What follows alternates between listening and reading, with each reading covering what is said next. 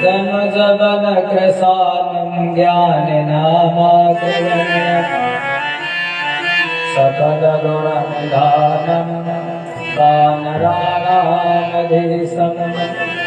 रघुपतिप्रियभक्तं वातजातं नमामि। सच्चिदानन्दरूपाय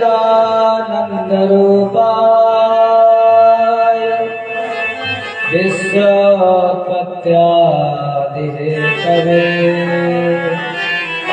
तापत्रयविनाशाय श्रीकृष्णाय वयं नमः। यं प्रवदन्तमनुपेतमपेतकृत्यं द्वैपायनो विरागातरयाजिहाव पुत्रेति तन्मयतया सर्वो विनेदु तं सर्वभूतहृदयं मुनिमानतोऽस्मि। तं सर्वभूतहृदयं मुनिमानतोऽस्मि।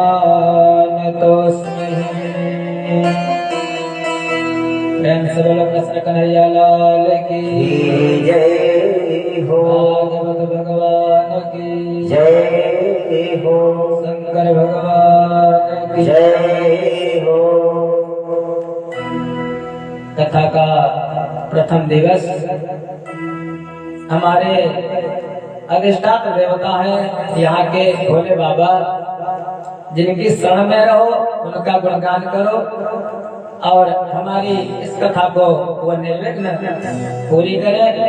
और ध्यान से हमारे भोले बाबा हनुमान जी महाराज कथा को सुने। उन्हीं के चरणों में विनती करते हुए एक पुष्पांजलि उन्हीं को समर्पित।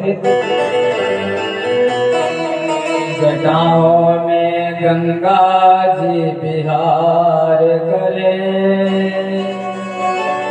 माँ गौरा भोले बाबा की कठिन तपस्या की है, तब भोले बाबा को मिले हैं और व्रत किया है। जो आज व्रत है करवा चौथ का, इसी का व्रत किया उन्होंने, तब भोले बाबा मिले हैं। कैसे तपस्या की, कैसे ध्यान किया। जटाओं में गंगा जी बिहार करे,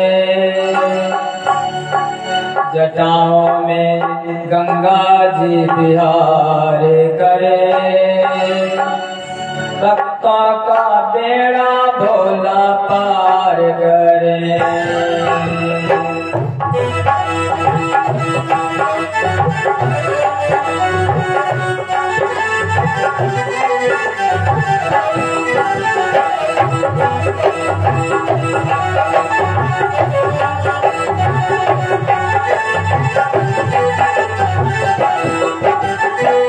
जटाओं में गंगा जी बिहार करे, भक्तों का बेड़ा भोला पार करे। भक्तों का बेड़ा प्रभु पार करे।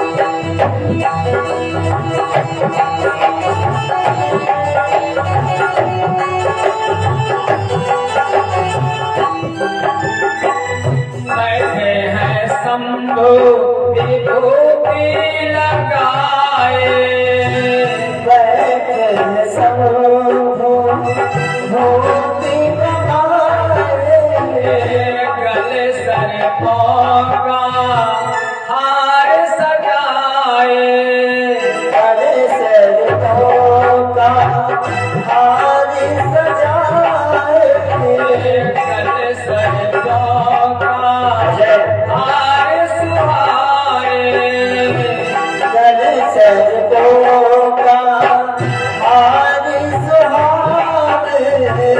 डमरू मधुर टिमका करे, डमरू मधुर टिमका करे, भक्तों का बेड़ा भोला पार करे।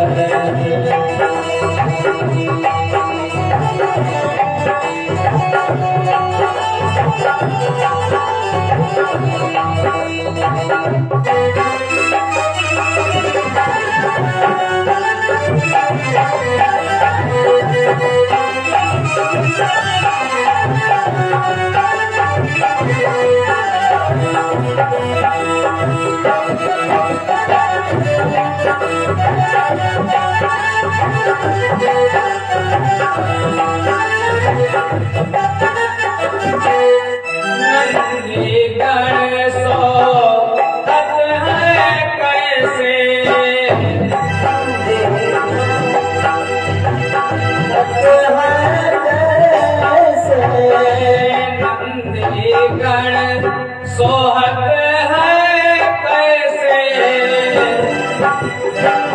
नंदी गणेश सोहत है कैसे सागर मध्य कमल हो कैसे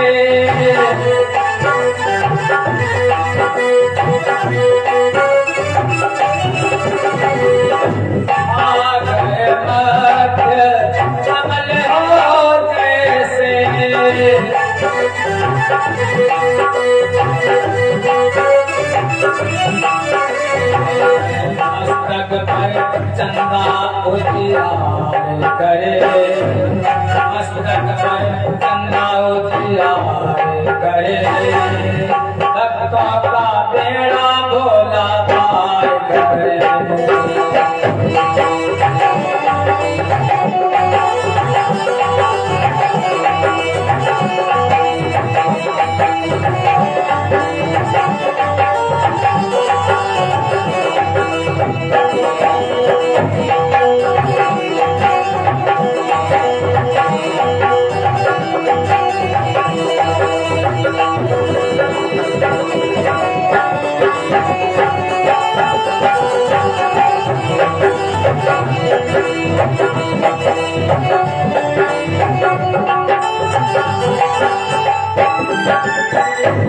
गाँव में गंगा जी बिहार करे भक्तों का बेड़ा भोला पार करे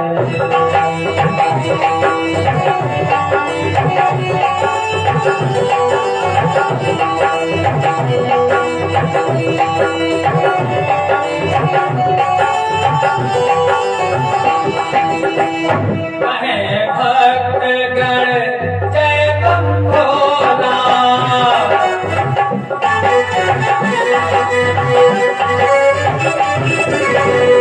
कहे भक्त गण बम बम भोला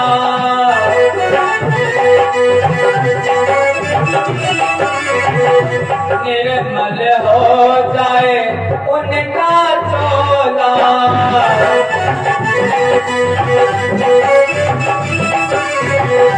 निर्मल हो जाए उनका चोला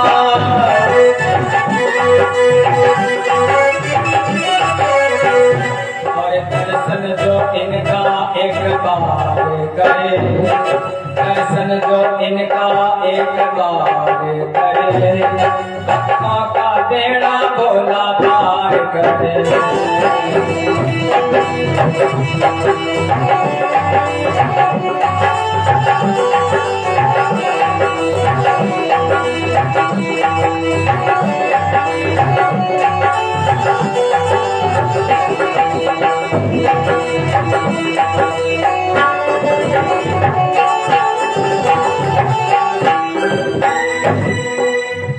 प्रेम से बोलो शंकर भगवान की जय हो। एक बात ध्यान दो, सबसे पहले सारी दुनिया को तो जानते हो आप लोग, लेकिन अपने आप को जान लो पहले और अपने बारे में जानो। अपने आप को अगर जान लो तो समझो सब कुछ जान लिया। क्या जानो कि एक बात, अच्छा ये बताओ हम लोगों का धर्म कौन सा है? सनातन धर्म भैया बता रहे हैं, बड़ी अच्छी बात है। जो मूल में है वो कौन सा धर्म है? सनातन। सनातन धर्म के अलावा और कोई धर्म है ही नहीं। आज के बहुत से धर्म हैं। कोई कहता है मुस्लिम धर्म, कोई कहता है ईसाई धर्म, कोई कहता है यहूदी धर्म, कोई कहता पारसी धर्म, बहुत से धर्म हैं। लेकिन कितने दिन के हैं? पैगंबर मोहम्मद साहब से पहले कौन सा धर्म था? जीरो। उसके पहले अगर किसी मान लिया ईसाई से बात करो तो कहेंगे ईसा मसीह। ईसा मसीह से पहले कौन धर्म था? जीरो। वो भी नहीं उत्तर दे पाएंगे। अभी किसी पारसी से पूछो तो वो भी, जैनी से पूछो तो महाराज आदिनाथ के पहले कौन धर्म था? बौद्ध से पूछो, बुद्धिस्ट से पूछो, बहुत जोर, तिलक हटाओ, कलावा काटो, उसके पहले, बुद्ध के पहले कौन धर्म था? तो महाराज मूल में हमारे सनातन धर्म का नाम आदि है, अंत की तो बात आदि है ही नहीं। जो सनातन है वही पुरातन है। सनातन धर्म मूल जो जड़ है वो सनातन धर्म। इधर उधर भ्रमित मत होना। सभी लोग, हम लोग बांट दिया किसने? महाराज ये जो ओट के चक्कर में, ओट की राजनीति के चक्कर में हम लोगों को बांट दिया गया। बहुत पुरानी बातें हैं सब। तो मुख्य धर्म सनातन, और उसके बाद धर्म के बाद हमारे ग्रंथ कौन है? ग्रंथ देखो, एक शासन होता, एक शासन होता राजा का, एक शासन होता है महाराज जैसे पुलिस वगैरह उसका, लेकिन एक होता है शासन शास्त्र का। तो हमारे शास्त्र कौन है? भागवत, रामचरितमानस, श्रीमद् भगवत गीता जी, ये सब शास्त्र हैं। लेकिन मुख्य हमारा शास्त्र कौन है? ग्रंथ। ध्यान देने की बातें हैं सब। और अगर अपने बच्चों को बताओगे नहीं महाराज तो बीन भी लगे के मारे जाओगे आगे चल करके। ये समझ लो, बहुत समय खराब आने वाला है। तो शास्त्र कौन? शास्त्र है हमारा वेद। जो वेद में नहीं है तो कहीं नहीं है। वेद हमको क्या, हमको जीवन जीने का मार्ग प्रशस्त करता है। हम पर शासन किसका है? उस वेद का। शासनात् इति शास्त्रम, जो पर शासन करे वही शास्त्र। तो ग्रंथ कौन? वेद। ऋग्वेद, यजुर्वेद, सामवेद, अथर्ववेद, 4 वेद हैं। फिर जाति कौन? बहुत विवादित है। कौन सी जाति? पंडित जी, ब्राह्मण, क्षत्रिय, चौहान, क्षत्रिय, फिर वैश्य। मान लिया गुप्ता जी भी आए थे, वैश्य। फिर अरे हम तो बड़े कहे गुजरे हैं। शूद्र कौन जाते आप लोगों की? बोलो ना भाई, तो कौन जाता? अरे अपने बारे में जानो। कथा तो बहुत सुनी, देखी तो बहुत। कौन सी जाति है? जाति कोई नहीं है महाराज, जाति तो एक है। कहाँ के हम लोग निवासी हैं? आर्यावर्तांतर्गते ब्रह्मावर्त से कहते हैं ना, श्लोक पढ़ते हैं। आर्यावर्त के निवासी हम सभी लोग हैं। विशाल आर्यावर्त के, कोई छोटा नहीं था। संकल्प पढ़ा जाता। तो आर्यावर्त के निवासी कौन? आर्य। जाति कौन है हमारी?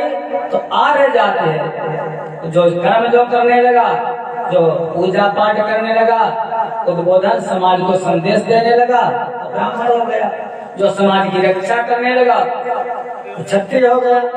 जो व्यापार करने लगा तो वैश्य हो गया। एक शरीर के तो अंग हैं सब। जो सेवा करने लगा अपने तीनों वर्गों की, शूद्र हो गया। हमारा कम कौन है? कोई कम नहीं। एक शरीर के 4 अंग हैं, बांटा हम लोगों ने। तो हमारी जात आर्य, हमारे ग्रंथ वेद, हमारा धर्म सनातन, और इसके अलावा और कुछ नहीं हमारा। तो भ्रमित मत होना। और हमारे जो ग्रंथ हैं उनको इतनी जल्दी हम समझ नहीं सकते थे। तो एक अवतार हुआ भगवान का, 24 अवतारों में से 17वां अवतार हुआ महाराज वेद व्यास जी का। वेद व्यास जी ने उन वेदों को जो था ट्रांसलेट किया वेदों को, और वेदों के 4 भाग कर दिए। सनातन के ऋग्वेद 4 भाग किए, और तब भी शांति नहीं मिली। क्योंकि वेद जो थे वो सूत्रवत थे। अभी भैया बता रहे थे कि मैथ से बीएससी हमने की है। आगे और विचार है, बढ़िया बात है। लेकिन मैथ जब हम लोग पढ़ते थे अपने समय में हो सकता है याद हो। तो जब टिग्नामेट्री होती थी महाराज, बहुत पसंद भी थी लेकिन बहुत कठिन भी थी। LHS और उसके बाद RHS। LHS जब तक वो सूत्र डालते थे 4-4 पन्ने भर जाते थे तब RHS आता था। तो जो वेद हमारे हैं वो सूत्रवत है, उनको समझ नहीं सकते इतनी जल्दी। वेद को वेद व्यास जी ने वेद का एक सूत्र ले लिया, पुरुष सूक्तम। महाराज जी त्यागी जी जानते होंगे, ओम सहस्रशीर सह पुरुष सहस्राक्ष सहस्रपाद सभोमिम विश्वतो विरत्वा अत्यतिष्ठत् दशांगुलम। एक सूत्र ले लिया, एक ग्रंथ का निर्माण कर दिया, श्रीमद् भागवत महापुराण। एक सूत्र ले लिया तो रुद्राष्टाध्यायी, उसको सूत्र माना, एक पुराण की रचना कर दी, शिव महापुराण। एक सूत्र ले लिया, ओम कात्यायनाय विद्महे कन्याकुमारी च धीमहि तन्नो दुर्गे प्रचोदयात्। माता जी एक पुराण रच दी, कौन सी? देवी भागवत महापुराण। तो वेदों को सूत्रवत थे, उनको समझाने के लिए व्यास माने जो विस्तार करे, वो उसी को व्यास कहते हैं। महाराज वेदों पर भाष्य किया, इसलिए नाम हो गया। वेद के बाद उन्होंने शास्त्र शास्त्र हैं हमारे यहाँ 9। फिर उससे भी शांति नहीं मिली, तब उन्होंने स्मृतियां रची, तो 54 स्मृतियों का निर्माण किया। उसमें वशिष्ठ स्मृति, शुक्र स्मृति, मनु स्मृति, ज्यादातर लोग उसी को इस समय अपने संज्ञान में लेते हैं। और उसके बाद उन्होंने हमारा समाज ज्यादा समझ सके तो महाराज एक भक्ति का ग्रंथ लिखा। 17 पुराण रच डाली लेकिन शांति नहीं मिली राशि को। तो 18वें जो पुराण की रचना की वो भक्त का ग्रंथ, जिसको कहते श्रीमद् भागवत महापुराण, उसकी रचना की। 3 ग्रंथ हैं अपने समाज में, ध्यान देना। सबसे पहला ज्यादातर जो इस समय सुनाई जाती है कौन? राम कथा। कोई भी वक्ता हो, ज्यादातर वक्ता राम कथा के मिलेंगे। अच्छा, आपके गांव में भी, हमारे गांव में तो मतलब 5-5 बैठ जाते हैं। कहते क्या रामायण बैठा दी है, रामायण बैठा तो देते हैं लेकिन खुद नहीं बैठते, खुद दौड़े दौड़े घूमते रामायण बैठी है घर में, रामायण बैठा देते, रामायण बैठी। तो पहला ग्रंथ रामायण, रामचरितमानस। रामचरितमानस में बैठा दिया और उसमें भाई भाई का प्रेम बताया जाता, लेकिन एक भाई दूसरे को मार डालने के लिए तैयार होता। महाराज आपके गाँव की पहले कई घटना घटी थी। तो महाराज रामचरितमानस पढ़ते हैं, सुनते हैं, लेकिन अपने जीवन में भाई एक भरत जैसा, कहते भरत जैसे भाई हैं, लेकिन भाई कैसे? दुर्योधन के जैसे। रामचरितमानस हमको जीवन जीने की कला बताती है महाराज, आर्ट ऑफ लिविंग। हम जीवन कैसे जिए, अपने भाई के साथ कैसा व्यवहार करें, अपने पिता के साथ कैसा व्यवहार करें, अपनी पत्नी के साथ कैसा व्यवहार करें, अपनी माँ के साथ कैसा व्यवहार करें, और यहाँ तक अपने शत्रु के साथ कैसा व्यवहार करें। जब भगवान राम का और रावण का युद्ध हुआ, रावण पहले दिन आ गया लड़ने के लिए अपने दलबल के सहित। भगवान ने, राम जी ने उस पर बाण प्रहार किया, मूर्छित हो गया। पहले दिन मूर्छित, अगर चाहते पहले दिन उसका वध कर देते। सारथी उसको उठा करके लंका में ले गया मूर्छित अवस्था में। कि रामचरितमानस ही राम जी का चरित्र है कि शत्रु की पीठ पर वार नहीं करना चाहिए, अपने शत्रु के साथ कैसा व्यवहार करो, ये भी अगर सीखना है तो रामचरितमानस महाराज हमें जीवन जीने की कला बताती है। दूसरा ग्रंथ है श्रीमद् भगवत गीता। अक्सर बहुत प्रेम है और साथ में भी रखते हैं, कहीं बाहर जाते हैं तो उसी का सत्संग भी करते हैं। श्रीमद् भगवत गीता हमको कर्म कैसे करें ये बताती है। उसमें 18 अध्याय हैं। 18 अध्याय में जो 6 अध्याय पहले के वो बताते हैं कर्म योग, कर्म कैसे करें। फिर जो बीच के 6 अध्याय हैं 12 तक वो बताते हैं भक्ति योग, भगवान की भक्ति कैसे करें। फिर 13 से 18 तक जो अध्याय है वो बताते हैं ज्ञान योग, हम ज्ञान कैसे प्राप्त करें। श्रीमद् भगवत गीता जी हमको शोक मोह से, अगर जीवन में दुख है, बहुत से लोग कहते हैं ब्लड प्रेशर बढ़ गया, चिंता बहुत सताती है, हम सूखे जा रहे हैं, मरे जा रहे हैं। अरे भैया, श्रीमद् भगवत गीता जी का ज्यादा न करो, एक श्लोक पाठ करो, एक श्लोक। भगवान कन्हैया हमारे गारंटी लेते हैं, उसके जीवन से दुख चला जाएगा, उसका शोक खत्म हो जाएगा। लेकिन डॉक्टरों को हम लोग पता नहीं कितना कितना दे देते हैं, लेकिन गीता पढ़ने को कह दो हमारा तो आफत आती है। गारंटी है इस बात की, कितना भी डिप्रेशन में हो, कितना भी दुख में हो। कौन? महात्मा गांधी जी एक कोई पुस्तक रखते थे, उनकी फोटो देखो, देखिए नहीं देखिए, और छड़ी होती है और एक पुस्तक है, कौन सी? श्रीमद् भगवत गीता। हमारे परम श्रद्धेय परम आदरणीय महापुरुष स्वामी विवेकानंद सरस्वती जी महाराज श्रीमद् भगवत गीता साथे में रखते थे। ऐसे ऐसे महापुरुष हो गए जो गीता जी की शरण में जाता है, उसके जीवन से दुख खत्म हो जाता है। फिर जो तीसरा ग्रंथ है वो कौन सा है? श्रीमद् भागवत महापुराण। अगर भक्ति करनी है आपको, अगर मुक्त हो जाना है, जीते जी, मरने पर तो सब मुक्त, अगर जीते जी मुक्त होना है, भगवान की भक्ति करना है, तो कौन सा ग्रंथ सुनो? श्रीमद् भागवत महापुराण।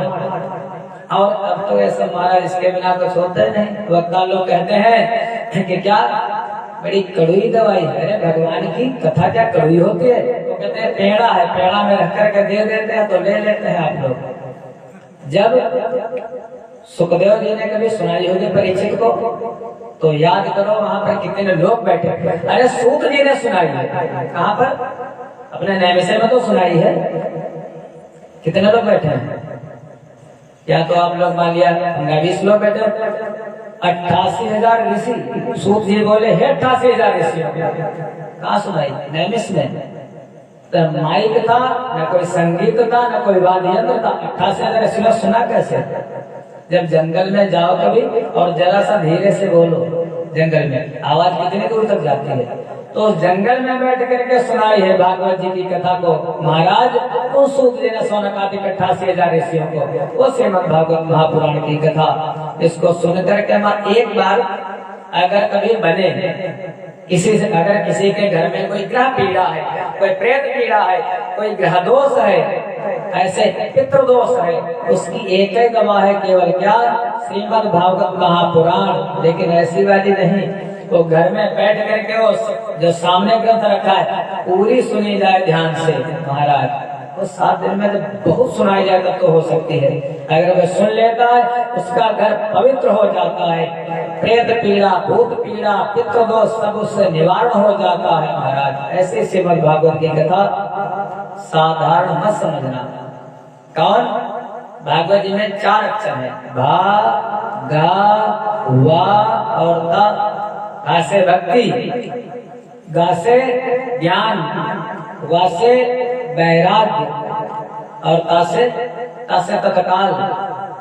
भक्ति, ज्ञान, वैराग्य तीनों की तत्काल प्राप्ति हो जाती है, वो भागवत जी है। ऐसे भागवत जी महाराज, एक समय की बात, बहुत से ऋषि 88,000 ऋषि मन में आया कोई अनुष्ठान करें, तो अनुष्ठान उन ऋषियों बहुत दिनों तक जीवित रहते थे, उनकी आयु होती थी महाराज 1-1 करोड़ वर्ष, लाखों वर्ष की आयु।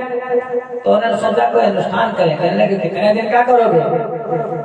कहने लगे 1000 साल का अनुष्ठान करेंगे।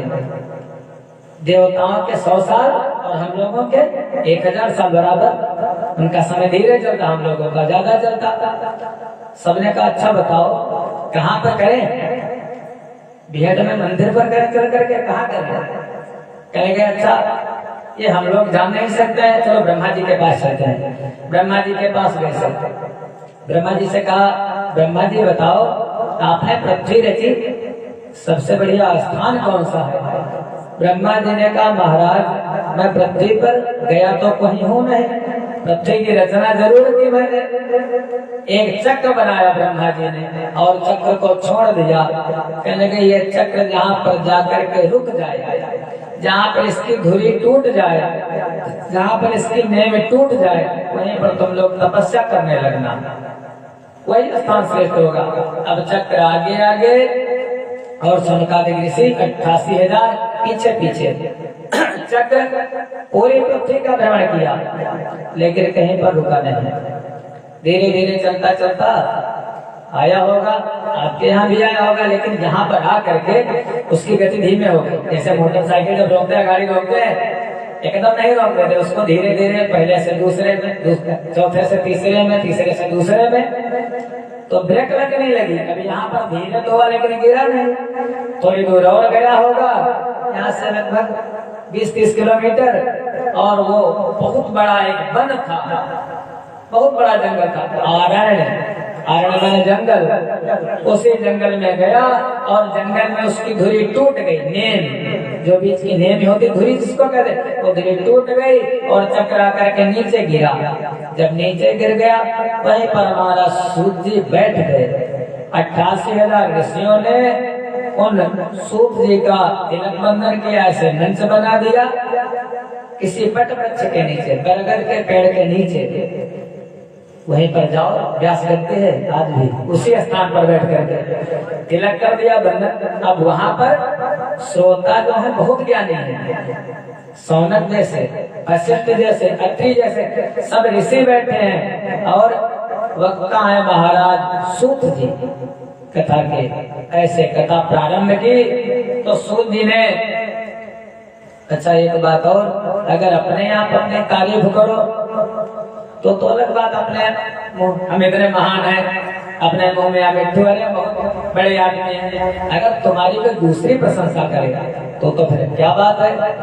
सो श्रीमद् भागवत की प्रशंसा 2 पुराणों ने की, एक स्कंद महापुराण और दूसरी पद्म पुराण, इन दोनों ने प्रशंसा की। ऐसे श्रीमद् भागवत पहला श्लोक ये क्या है, भागवत जी का महात्म्य है, जहाँ से प्रारंभ होता है, सच्चिदानंद रूपाय विश्वपत्यादि हेतवे तापत्रय विनाशाय श्रीकृष्णाय वयं नमः। मंगलाचरण किया सूत जी ने। मैं उनकी उपासना करता हूँ, किनकी? सच्चिदानंद की। प्रेम से बोलो सच्चिदानंद भगवान की जय हो। कथा के बीच में जय भी बोलनी चाहिए, क्योंकि 2 कथा में जरूर आते हैं। एक तो आती है कौन? निद्रा देवी। वो जब भगवान ने कुंभकर्ण का वध कर दिया, तो कुंभकर्ण की एक पत्नी थी जिसका वध किया था निद्रा। निद्रा आकर के रोने लगी सरयू जी के किनारे, प्रभु प्रभु तुमने तो मेरे पति का वध कर दिया, मैं कहाँ रहूं? उन्होंने कहा अब रहोगे कहाँ, हमारी कथा में जो कोई जयकारा न लगाए, जो कोई वैसे रहे, उसे के मुँह में घू, वहीं पर बैठ जाओ। दूसरी पत्नी थी जिसका नाम बज्जज्वाला, जमुहाई। कथा में जब बैठते हैं ना तो निद्रा भी आती है और जमुहाई भी आती है, दोनों कुंभकर्ण की पत्नियां। फिर एक है मन। ये मन जो है, मनी राम का क्या, ये तुम्हारे कथा से, कथा में मन चला जाता दुकान में, मन चला जाता घर में। ये दोनों कथा के परस्पर विरोधी हैं, इसलिए बीच बीच में जय भी लगाते रहो, बीच बीच में भगवान का ध्यान भी करते रहो। सत चित आनंद, सच्चिदानंद, वो भगवान किनका ध्यान करते हैं? सत माने जो तीनों कालों में रहते हैं, त्रिकाले अपितिष्ठत। त्रिकाल माने जो कल भी थे, जो आज भी हैं, जो आगे भी रहेंगे। सच्चिदानंद, भूत भविष्य वर्तमान, प्रेजेंट पास्ट फ्यूचर, जो तीनों में है, उन्हीं को कहते सच्चिदानंद। है कौन? विश्वोत्पत्त्यादि हेतवे, वो भगवान इस विश्व की उत्पत्ति, स्थिति और उसके बाद संहार का, तीनों का जो कारण है वो सच्चिदानंद है। काम क्या है? तापत्रय विनाशाय। जो भगवान का ध्यान करता सच्चिदानंद का, वो 3 ताप है। 3 ताप माने कहते हैं, जैसे हम लोग कहते हैं और टेंशन में है, अब आजकल किसी बात नहीं, बहुत टेंशन में है, टेंशन टेंशन समझते नहीं समझते? नहीं समझते? अरे टेंशन, उसको संधि विच्छेद कर लो। टेन माने अंग्रेजी शब्द से टेन माने 10 और सन माने सूरज। महाराज एक सूरज अगर हो, एक सूरज की गर्मी हो तो कितनी गर्मी लगती है, और यहाँ पर 10, यहाँ पर 10 सूर्यों की गर्मी हो। महाराज टेंशन होता तो इतनी गर्मी, 10 सूर्यों की गर्मी जितनी होती उतना टेंशन। 10 माने 10 और सन माने सूरज। इतनी गर्मी, जब मन बेचैन हो जाए तो उससे पार जाने का कारण क्या है? कौन साधन है पार जाने का? तापत्रय। ताप माने गर्मी, 3 ताप है। पहला ताप कौन? पहला ताप है जो दुनिया वाले देते हैं, दैहिक। दूसरा ताप है दैविक, जो देवता लोग देते हैं। कभी कभी भूकंप आ जाता, कोई महामारी चल जाती, कोई रोग आ जाता, ऐसे दैहिक दैविक। और तीसरा ताप है भौतिक, जो हमारा मन देता है। अरे यार क्या करेंगे चल करके, यहीं से सुनाई पड़ती कथा भगवान की। अरे मंदिर जा करके क्या करें, अपना कमाते खाते हैं। जो मन देता है वो तापत्रय विनाशाय।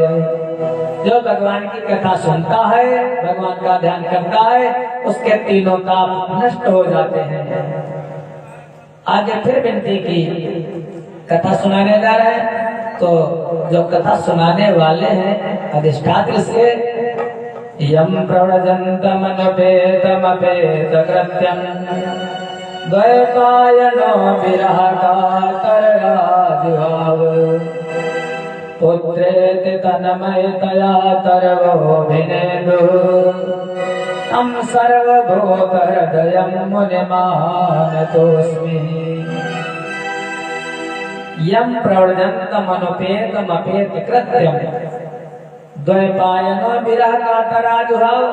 द्वैपायन माने व्यास जी, कृष्ण द्वैपायन, जो कृष्णा नदी के बीच में टापू बना करके रहते, वो उनके बेटे हैं सुखदेव जी। एक समय की बात, बोले बाबा की पत्नी पार्वती, उन्हीं की तो आज महिमा है, बैठी हैं, कहने लगी प्रभु बड़े सुंदर हो। बोले बाबा ने कहा अरे हम कहाँ सुंदर हैं? कहने लगे कर्पूर गौरम करुणावतारम, बहुत सुंदर हो। बोले बाबा ने टाल दी बात। तब तक नारद जी पहुंच गए।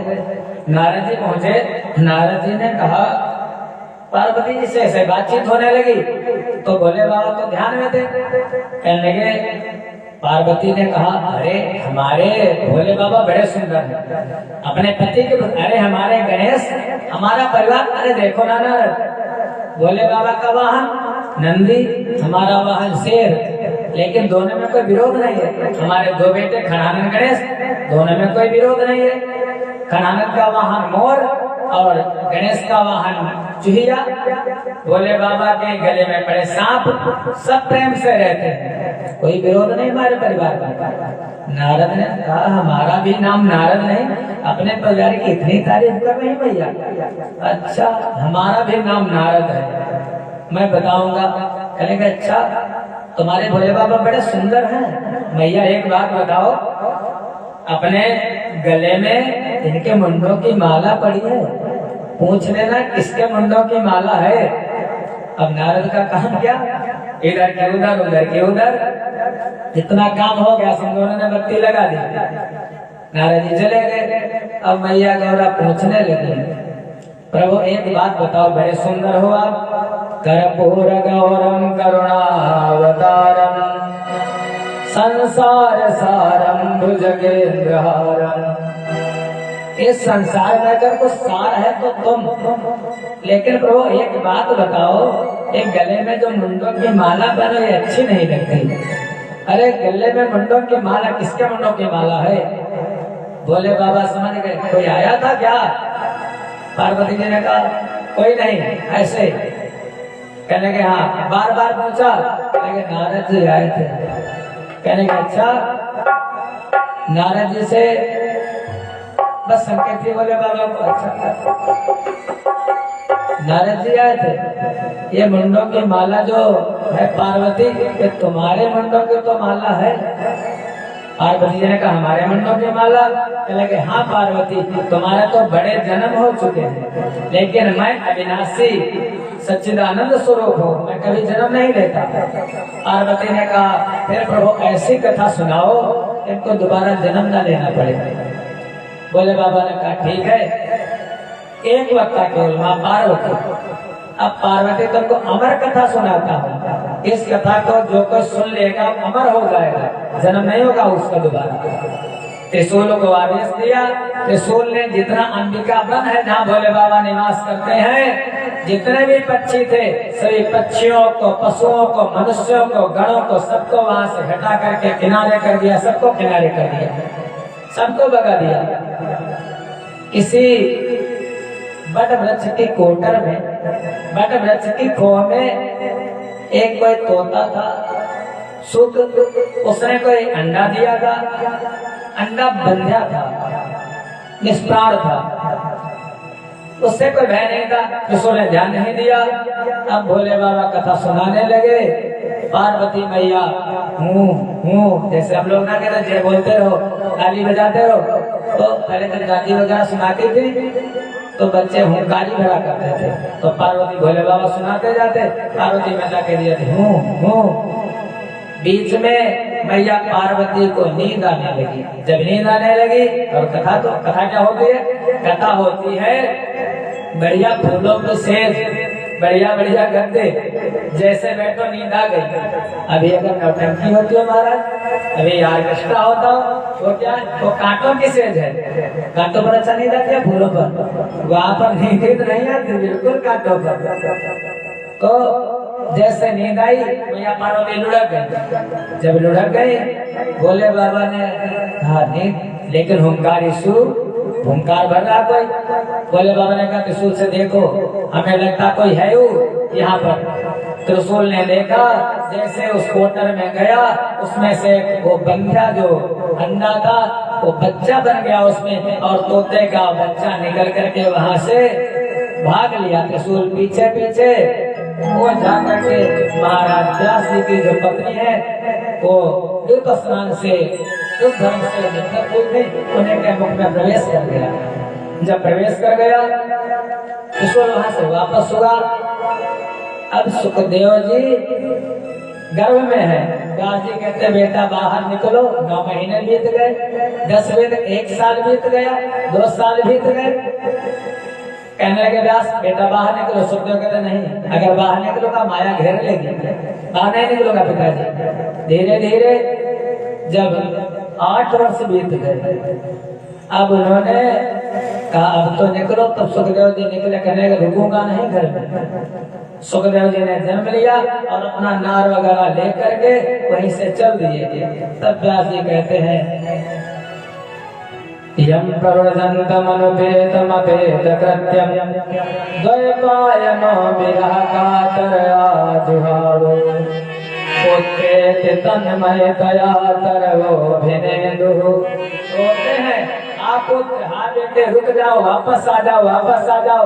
लेकिन सुखदेव जी अपना नार वगैरह लेकर के चल दिए, वापस नहीं आए।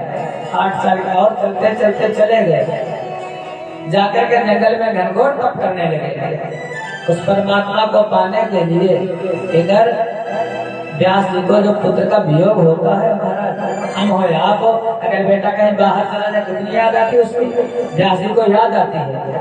व्यास जी ने शिष्यों से कहा तो जुगाड़ करो, तो उनके बढ़िया बढ़िया शिष्य भागवत जी के बढ़िया बढ़िया श्लोक कहने लगे हमारा बेटा जहाँ जंगल में तपस्या कर रहा है वो तो ज्ञानी है, जाओ जाकर के भागवत जी के श्लोकों का पाठ करो। गए शिष्य लोग और जाकर के श्लोक का पाठ करते हैं। क्या वरहा पीडम नटवर वपु कर्णयो कर्णिकारं बिभ्रदवासं कनककपिशं वैजयन्ती च माला रन्ध्रान् वेणोरधर सुधया पूरयन् गोपवृन्दैः वृन्दारण्यं स्वपदरमणं प्राविशद्गीतकीर्तिः। जैसे सुंदर श्लोक पढ़ा पूछा सुखदेव जी ने, भैया किसके शिष्य हो? उन्होंने कहा, अरे हमारे गुरुजी बहुत सुंदर गुरुजी हैं। ये श्लोक तुमने किससे सीखा? अरे हमारे गुरुजी, ये तो श्लोक की बहुत बड़ी किताब उनके पास है। सुखदेव जी कहने लगे, क्या मुझको भी सिखलवा दोगे? कहने लगे, हमारे साथ में चलो। अब सुखदेव जी पिताजी को छोड़ करके आए, लेकिन शिष्यों ने ये नहीं बताया कि तुम्हारे पिताजी हैं। और वो सीखने के लिए सुखदेव जी को फिर ला करके वही व्यास जी के पास कर देते हैं। अब जब देखा हमारे पिताजी, गुरु भी मान लिया, पिता भी है, अब व्यास जी ने इसी भागवत को सुनाया महाराज सुखदेव जी को, तो शिष्य भी हैं और पुत्र भी हैं। ऐसे कथा कहने लगे। सूत सौनकादिक 88,000 ऋषियों ने प्रश्न कर दिया, कहने महाराज कथा तो सुनाओ, लेकिन कथा ऐसी सुनाओ अज्ञान ध्वांत विध्वंस कोटि सूर्य समप्रभ शोकाख्याय कथा सारम मम कर्ण रसायनम। हमारे अज्ञान का नाश करने वाली हो। पहली बात ये, अज्ञान ध्वांत विध्वंस, हमारा अज्ञान नाश हो। और फिर मम कर्ण रसायन, हमारे कानों को अच्छी भी लगे, ऐसा न हो अच्छी न लगे मैं बीच में उठ करके चला जाऊं, ऐसी कथा सुनाओ। कहने लगे ठीक। और एक बात और है, ऐसी कथा सुनाओ भक्ति ज्ञान विरागा तो विवेको बरदते महान, जो भक्ति को भी बढ़ाए, जो ज्ञान को भी बढ़ाए, जो वैराग्य को भी बढ़ाए, और भक्ति ज्ञान वैराग्य को जगाने वाला जो विवेक है, बुद्धि से नहीं हमारा विवेक जग जाए, ऐसी कथा सुनाओ। कहने लगे ठीक है। कथा सुनाने के लिए बैठे, उसी समय कहने लगे ऋषियों, एक समय की बात है, इसी भागवत कथा को एक दिन परीक्षित को सुनाने के लिए बैठे महाराज सुखदेव भगवान, सुखदेव जी जब कथा सुनाने के लिए बैठे तो देवता लोग आ गए।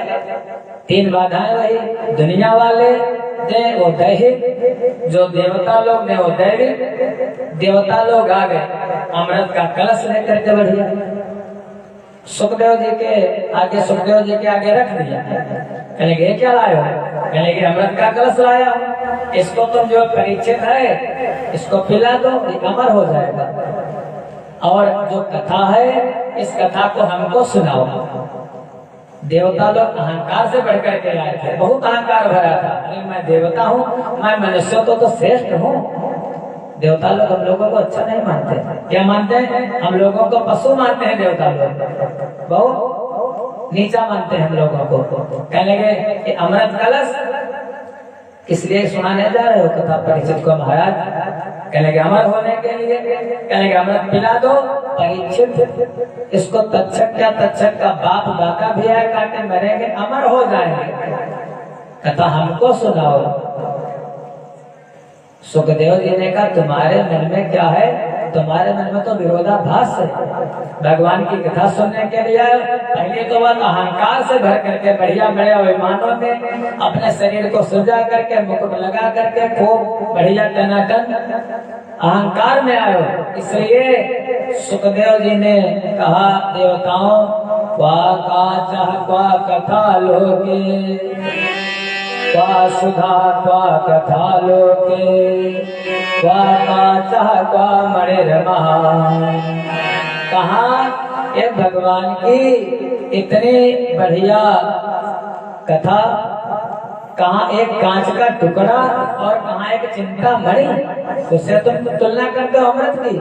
अरे ये अमृत तो कांच का टुकड़ा है और ये चिंता मणि रूप भगवान की कथा। भगा दिया देवताओं को, भाग जाओ, तुमको कथा नहीं सुनाऊंगा। तो अब ये विचार कर लो, जिस कथा को सुनने के लिए देवता लोग तरसते हैं भागवत जी की, वो कथा महाराज आप लोगों को अगर सुनने को मिल जाए तो कितने धन्य हैं। भगवान के 2 बेटे हैं, नारायण के 2 बेटे हैं। एक कौन? एक भागवत जी और एक गंगा जी। गंगा जी जब जाओगे स्नान करने के लिए तब तक तो निर्मल करेंगी, एक बात। और भगवान की कथा जब आप सुन लोगे आप तो निर्मल कर देगी, पावन कर देगी। फिर अगर गंगा जी में गए तो हमारा जिसमें इस समय तो अभी हरिद्वार का इतना ठंडा जल होगा कि नहाने का मन नहीं करेगा। अरे मई जून की गर्मियों में जाओ, जब जेठ बैसाख में, तब भी हमारा बिल्कुल फिर से भी ज्यादा ठंडा होता है। हरिद्वार में जाओ कभी देखो। और भागवत कथा में चाहे ठंडक हो चाहे गर्मी हो चाहे जैसे महाराज स्नान करो। एक बात और तीसरी बात, अभी गंगा जी में जाओ स्नान करने के लिए, अगर थोड़ा गहरे में चले गए तो फिर महाराज डूबने का डर है, डूब जाओगे, बचोगे नहीं। और अगर भागवत रूपी सरिता में, भागवत कथा रूपी सरिता में चाहे जितनी डुबकी लगाते जाओ, ध्यान से सुनते जाओ, डूबते चले जाओ महाराज, भव सागर से बेड़ा पार। इसलिए वो निकली है भगवान के चरणों से गंगा मैया विष्णुपदी, और भागवत जी या स्वयं पद्मनाभस्य, ये भगवान के मुख से निकली है भागवत कथा। इसलिए श्रेष्ठ कौन है? मैया गंगा श्रेष्ठ है, ऐसी बात नहीं, लेकिन उनसे भी ज्यादा जगत को पावन करने वाली भागवत कथा। ऐसे बोलो भागवत भगवान की ऐसी भागवत कथा देवताओं को भगा दिया वहां से। ब्रह्मा जी ने देखा, ब्रह्मा जी ने विचार किया, गए ब्रह्मलोके तुलाम बद्ध्वा, एक तराजू रखा और तराजू पर सारे ग्रंथों को रखा। एक तरफ वेद रखा, एक तरफ भागवत। वेद वाला पलड़ा था, उठ गया, भागवत नीचे। शास्त्र रखे, पुराण रखे, लेकिन सबका पलड़ा उठता चला गया। भागवत जी का पलड़ा सबसे भारी रहा। लघोन्यानि जातानि गौरवेण इदं महित, सारे साधन सारे शास्त्र भागवत जी के आगे लघु पड़ गए, छोटे पड़ गए। ऐसी कथा देवर्षि नारद को ब्रह्मा जी ने सुनाई, उन पिता ने अपने पुत्र को सुनाई।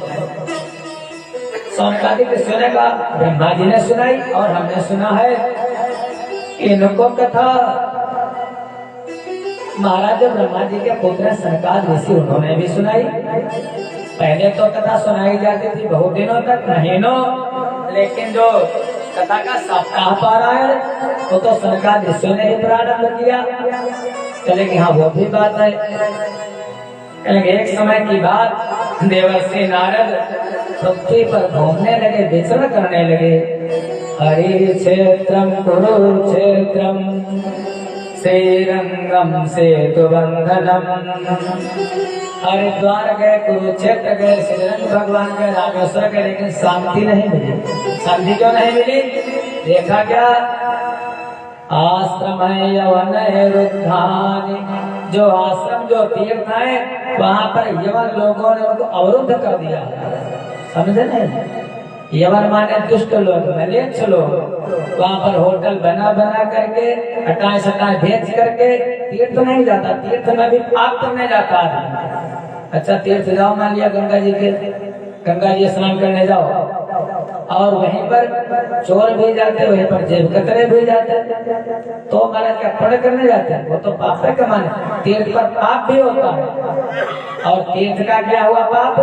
तो शिव पुराण में लिखा, वज्र लेप हो जाता, वो मिटता नहीं है कहीं।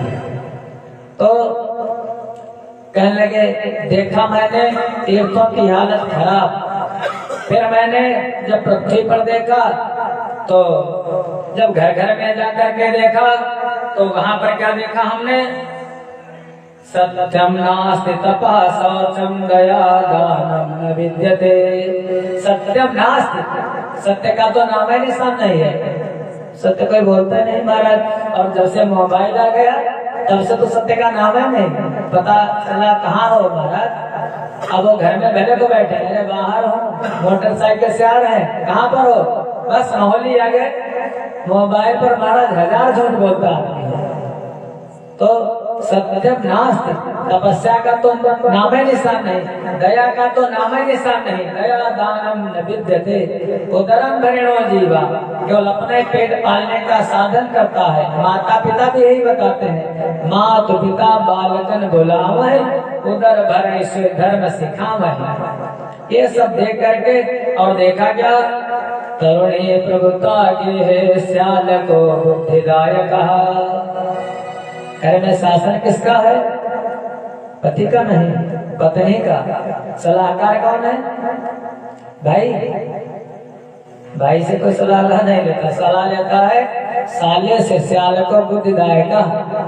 और हमारे बुजुर्ग लोग कहते थे कहावत, दीवार तब आरे बना जाते थे पहले दीवार में। त्यागी जी को याद होगा, कहते थे घर बिगाड़े यारो और दीवार बिगाड़े, और दीवार बिगाड़े यारो और घर बिगाड़े जवान। घर बिगाड़े श्याल को बुद्धि जाएगा। जहाँ पर सकुली पूरा महाराज हस्तिनापुर का चौपट कर दिया, माहिल जहाँ जाता था सब चौपटे करता था। तो फिर श्याल को बुद्धिदायक कन्या विक्रयणो लोभा दंपति नाम जगल गणम। कन्या का विक्रय करेंगे और घर घर में कला होगी, ऐसा नारद जी ने देखा। और मैं घूमते घूमते पहुंच गया कहाँ, वृंदावन के किनारे, यमुना नदी के किनारे में पहुंचा। तो सनकाद ऋषि से बताते हैं, हे सनकाद, वहां पर मैंने एक आश्चर्य देखा। क्या आश्चर्य देखा? यामुनम तटमापन्नो यत्र लीला हरे रघु। जहाँ पर भगवान ने लीला की है, वहीं पर मैंने ऐसा आश्चर्य देखा। एकातु तरुणी तत्र निसरणा खिन्न मानसा पतितो पार्श्वे निसत्त्वात् चेतनो। एक स्त्री बैठी है, वो तरुणी वो जवान है, और उसी के पास में दो बुढ़े दो वृद्ध वो सो रहे हैं। मैंने उससे पूछा तुम कौन हो? उसने कहा अहम भक्ति रीति ख्याता। ये देवर्षि मैं भक्ति हूँ। ये दो मेरे दो सामने जो वृद्ध हैं, ये दोनों मेरे बेटे हैं, ज्ञान और वैराग्य। हे नारद, मेरा जन्म हुआ दक्षिण में, मैं पली बढ़ी, और जैसे मैं उत्तर में रही तब तक तो जवान रही, लेकिन जैसे मैं दक्षिण में गई मैं खंडितांग हो गई। वहां से घूमती घूमती आई यमुना जी के किनारे। चूंकि यहाँ पर कन्हैया ने लीला की थी, मैं तो जवान हो गई, लेकिन ज्ञान को कोई नहीं चाहता, वैराग्य को अरे घर का है छोड़े, वैराग्य कोई नहीं चाहता है। इसलिए दोनों, ये कन्हैया सुतो, ये दोनों मेरे बेटे हैं, ये दोनों वृद्ध हैं।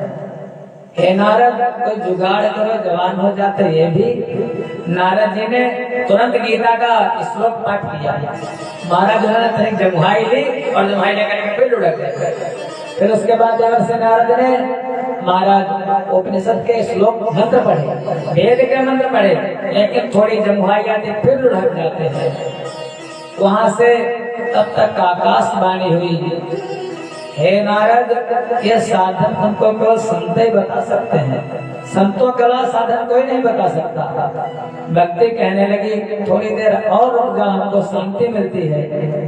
नारद थोड़ी देर रुके, वहां से फिर चले, और जब आए तो आकर के उन्हें सनकादि ऋषियों से भेंट हुई। उन्होंने कहा आप तो हमारे भैया हो, ये बताओ अहो ब्रह्मण दीन मुखा कुतश्चिंता तुरो भवा। अरे देवर्षि, तुम्हारे मुख पर चिंता अच्छी नहीं लगती। अरे संतों के मुख पर अगर चिंता हो जाए, हम लोगों के मुख पर अगर चिंता हो जाए महाराज, तो फिर आप लोगों को क्या बताएंगे? आप लोग तो महाराज संतों का यही स्वभाव है, वो तो रास्ता बताते हैं संसार वालियों को, संसारियों को, और तो खुदा दिन अहो ब्रह्मन दिन मुखा, उदासी तुम्हारे मुंह पर अच्छी नहीं लगती। देवर्षि ने सारी घटना बता दी। उन्होंने कहा ठीक है, अगर ऐसी बात है तो फिर एक अनुष्ठान करो। कौन सा अनुष्ठान करो? श्रीमद् भागवत महापुराण की कथा का अनुष्ठान करो। कहने लगे कहाँ पर? कहने लगे एक ही स्थान है। कौन सा स्थान है? गंगा द्वार समीपे तु तटमानंद नामकम। गंगा द्वार, गंगा द्वार माने जहाँ से गंगा मैया निकली। हरिद्वार, हरिद्वार में आगे, हरिद्वार तक तो महाराज गंगा जी छोटी हैं और आगे आकर के बहुत बृहद रूप ले लेती हैं। तो हरिद्वार के 3 नाम है। पहला नाम गंगा द्वार, जो गंगा जी वहां से निकली। दूसरा नाम हरिद्वार, हरि माने भगवान विष्णु। अगर बद्रीनारायण जाते हो तो रास्ता हरिद्वार से ही होकर जाता है, इसलिए हरिद्वार। फिर तीसरा नाम हरिद्वार। अगर केदारनाथ जाना है तो कोई और रास्ता, अरे उसी रास्ता से जाओगे तो चाहे हरिद्वार कहो, चाहे हरिद्वार कहो और चाहे गंगा द्वार कहो, बस एक ही बात। कहेंगे वहीं पर अनुष्ठान करो। और जहाँ पर गंगा जी की 7 धाराएं हैं, उसी के बीच में बढ़िया बढ़िया बालुका जहाँ पर बिछी हुई है, गद्दे की भी जरूरत नहीं है, और बहुत बढ़िया पेड़ों का झुरमुट है। कभी कहते हैं सप्तऋषि घाट। हरिद्वार देख भी नहीं गए? भारत माता मंदिर है, भारत माता मंदिर पर बिल्कुल ऊपर चले जाना, और जब ऊपर सामने देखोगे तो वहाँ पर से गंगा जी की 7 धाराएं दिखाई देंगी। अगर देखा होगा तो गौर किया होगा। वहीं पर भागवत जी का जो अनुष्ठान हुआ है, उस भागवत में ऐसा कोई नहीं बचा जो न आया हो महाराज। वहाँ बड़े बड़े देवता, ऋषि, यक्ष, गंधर्व, किन्नर, पर्वत, नदियाँ, जितनी वनस्पतियाँ सब सुनने के लिए आए, सबको स्थान दिया गया। वक्ता कौन है? वक्ता हमारा सनकाद ऋषि। वो 3-4 भाई हैं, चारों की अवस्था 5 साल की रहती है, और निरंतर एक सुनाता है, 3 बैठ करके सुनते हैं। और नारद भी उनके भाई ही तो हैं, ब्रह्मा जी के वो भी बेटे, ब्रह्मा जी के वो भी बेटे। अब सब भाइयों का सत्संग महाराज। अगर भाई भाई मिलकर के जहाँ पर सत्संग करें, वहाँ पर महाराज जहाँ सुमंता संपत्ति रहना, सब आए। कथा का अनुष्ठान कहने लगे नारद, ना गंगा न गया काशी, पुष्करम ना प्रयागकम, सुख शास्त्र कथायाश्च फलेन समता नये। ना गंगा ना गया काशी, कहीं भी जाने की आवश्यकता न गंगा न गया न काशी, कहीं भी। सुख शास्त्र कथायाश्च, जो सुखदेव भगवान ने परीक्षित को कथा सुनाई है, अगर उसका कोई एक बार श्रवण कर लेता है, वो भवसागर से तर जाता है, निर्मल हो जाता, पवित्र हो जाता है। और क्या बताऊं? श्लोकार्धम श्लोक पादम वा नित्य भागवतोद्भवम् पठस्व सम्मुखे नैव यदि इच्छसि पराम गतिम्। श्लोकार्धम, भागवत जी का कोई अगर एक श्लोक नित्य पाठ करता है, अरे एक श्लोक नहीं, श्लोकार्धम श्लोक पादम, आधा श्लोक अगर पढ़ लेता है नित्य, तो फिर वो जैसी गति चाहता है भगवान के चरणों में, उसकी वैसी साइड गति होती है हमारा। तो ये सब होता कब है? बुढ़ापा में नहीं होता हमारा। चाहे भागवत सुनो, चाहे गीता सुनो, कब? जब लाठी से पड़ेगा पाला, नाक से बहेगा नाला, आंख पर तनेगा जाला, जरा सी जिंदगानी में। कहता बहुत लंबी जिंदगी है, अरे बहुत दिन जिएंगे, लेकिन कैसे है महाराज? जैसे पानी का बुदबुदा होता है, बस उठा और फूट गया। इसलिए कब शक्ति ना रहेगी तब भक्ति तुम करोगे कैसे? इसलिए बंदे कर लो भजन।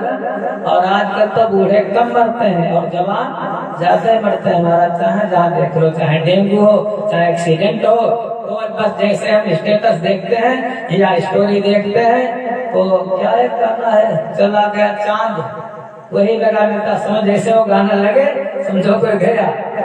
तो महाराज वो वृद्ध पर नहीं लगता वो गाना, वो चांदे पर नहीं लग जाता तब लगता है। इसलिए जीवन का कोई ठिकाना नहीं है, निरंतर भगवान का भजन बुढ़ापे में नहीं होगा। ना राम नाम लीनो, ना कृष्ण नाम लीनो, तूने भरी जवानी में ना राम नाम लीनो, तूने भरी जवानी में अब डूब के मर जा रे चुल्लू भर पानी में।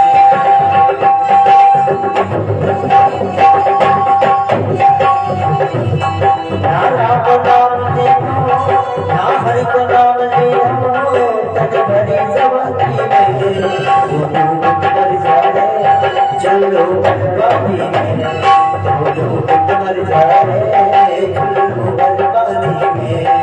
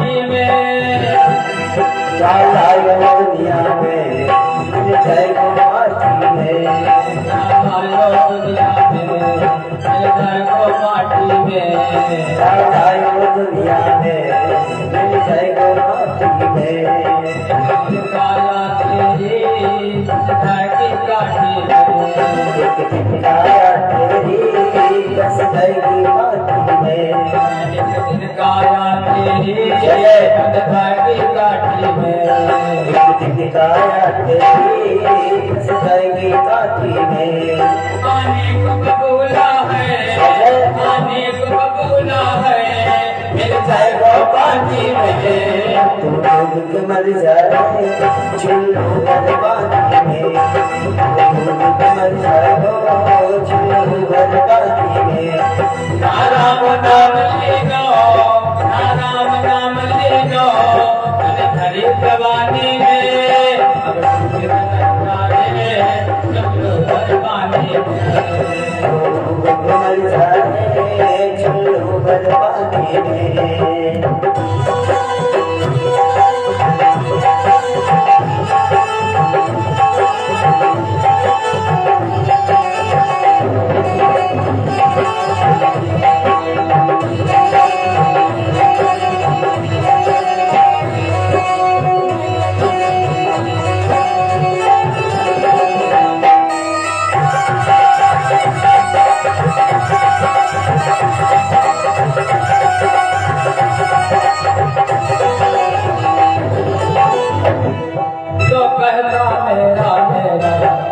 कुछ भी नहीं है तेरा, क्यों करता मेरा मेरा, यहाँ कुछ भी नहीं है तेरा।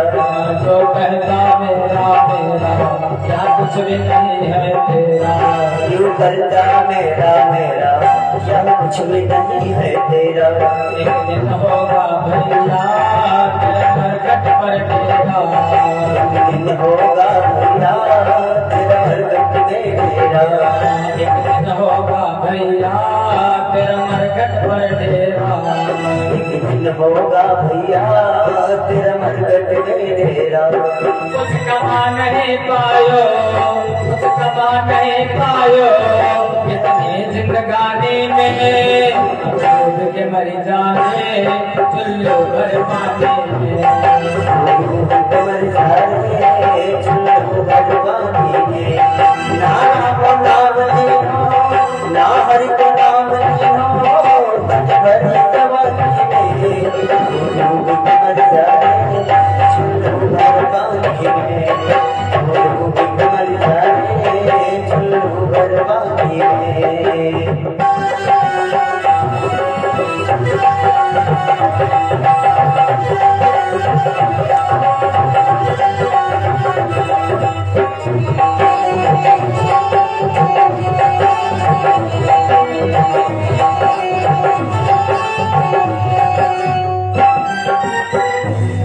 यह सच्ची भक्ति है, भक्ति में शक्ति है।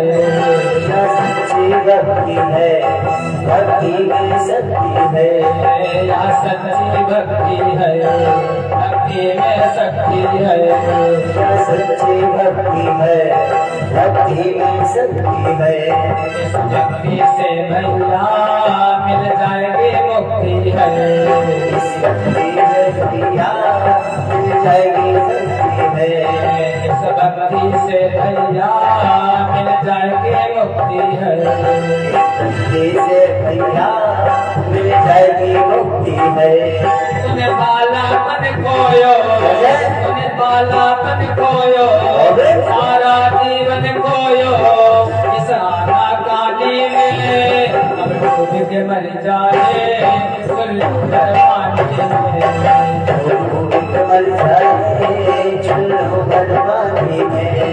नाम को नाम लियो, आज को नाम लियो, तुझे बरबादी में। मर जाए चलो बरबादी में। मर जाए चलो बरबादी में। मर जाए चलो बरबादी में। प्रेम से बोला वृंदावन बिहारी लाल की जय। इस प्रकार से कहने लगे सनकादि, हे देवर्षि, जो कुछ हो सकता साधन वो जवानी में हो सकता, बुढ़ापे में कुछ नहीं होता। भागवत सुने तो कैसे सुने महाराज? अंत काले तुये नैव श्रूयते सुख शास्त्रवाद, तस्यैव वैकुंठम गोविंदो विप्रयच्छति। अरे बहुत बार की बात नहीं है, अगर कोई एक ही बार भागवत जी को सुन लेता है तो हे नारद, वो तस्यैव वैकुंठम प्रीत्वा तस्यैव वैकुंठम, वो भगवान के जो पार्षद हैं उसको सीधे वैकुंठ ले जाते हैं। और गोविंदो विप्रयच्छति, वहाँ पर भगवान के चरणों में उसका निवास होता है। वैकुंठ में, गोलोक में, वो वैकुंठ जहाँ पर भगवान का ऐसा धाम है। भागवत के कहते हैं 4 स्तंभ है। जैसे हमारा जीवन 4 खंभों पर टिका है। विचार करना कौन कौन सा? धर्म, अर्थ, काम और मोक्ष। हमारे जीवन के 4 खंभे। पहला खंभा है धर्म। अगर धर्म नहीं जीवन में होगा तो उनका जीवन नष्ट हो जाएगा। दूसरा है अर्थ। जब धर्म करोगे कुछ मत करो, कोई काम मत करो, आप केवल अपना धर्म पर, धर्म का अनुष्ठान करते रहो। जैसा धर्म बताता है वैसा करते रहो। धर्म तो यही कहता है महाराज, दिन दुखों की सेवा करो, अपने परिवार का पालन करो, भगवान की भक्ति करो। जो धर्म करता है, हमारा धर्म और रक्षक रक्षिता, अगर धर्म पर बनाए तो अपने प्राणों को भी बलिदान कर दो। जो धर्म की रक्षा करता है, धर्म उसकी रक्षा करता है। पहला खंभा धर्म, दूसरा खंभा अर्थ। अर्थ माने धन। जब धन ही नहीं होगा तो जीवन चलेगा कैसे? तीसरा खंभा हमारे जीवन का काम। काम माने कामनाएं। अब कामनाएं नहीं होगी तो जीवन पर रहेगा ना, तो चले जाएगा हिमालय की गुफा में, तब करने भगवान को प्राप्त करने। तीसरा खंभा काम, कामनाएं। और चौथा खंभा मोक्ष। पहले ऐसे जीवन चलता था, धर्म, अर्थ, काम और मोक्ष। लेकिन बीच में जब से कलयुग आया महाराज, तो क्या हुआ? बीच से आगे वाले को हटा दिया और पीछे वाले को हटा दिया। धर्म को कोई जानता ही नहीं और मोक्ष किसी को चाहिए नहीं। माता पिता भी क्या करते हैं? अपने बेटाओं को बुलाते, पुत्रों को बुलाते हैं।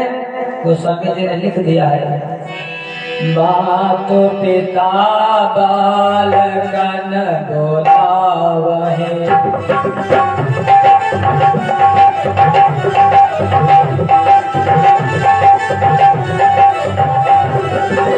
मात पिता बालकन बोलावहे।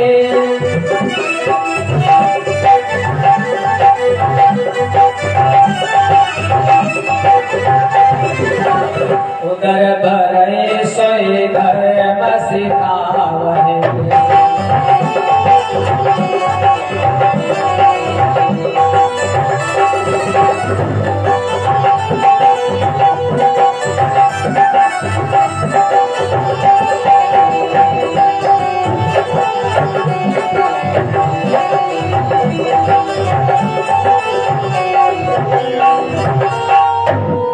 पिता बालकन बुलावे, माता पिता अपने बच्चों को बुलाते हैं और क्या कहते हैं, बेटा खूब कमाओ खूब खाओ, खूब बड़े हो, पढ़ो लिखो, कमाई करो, खाओ।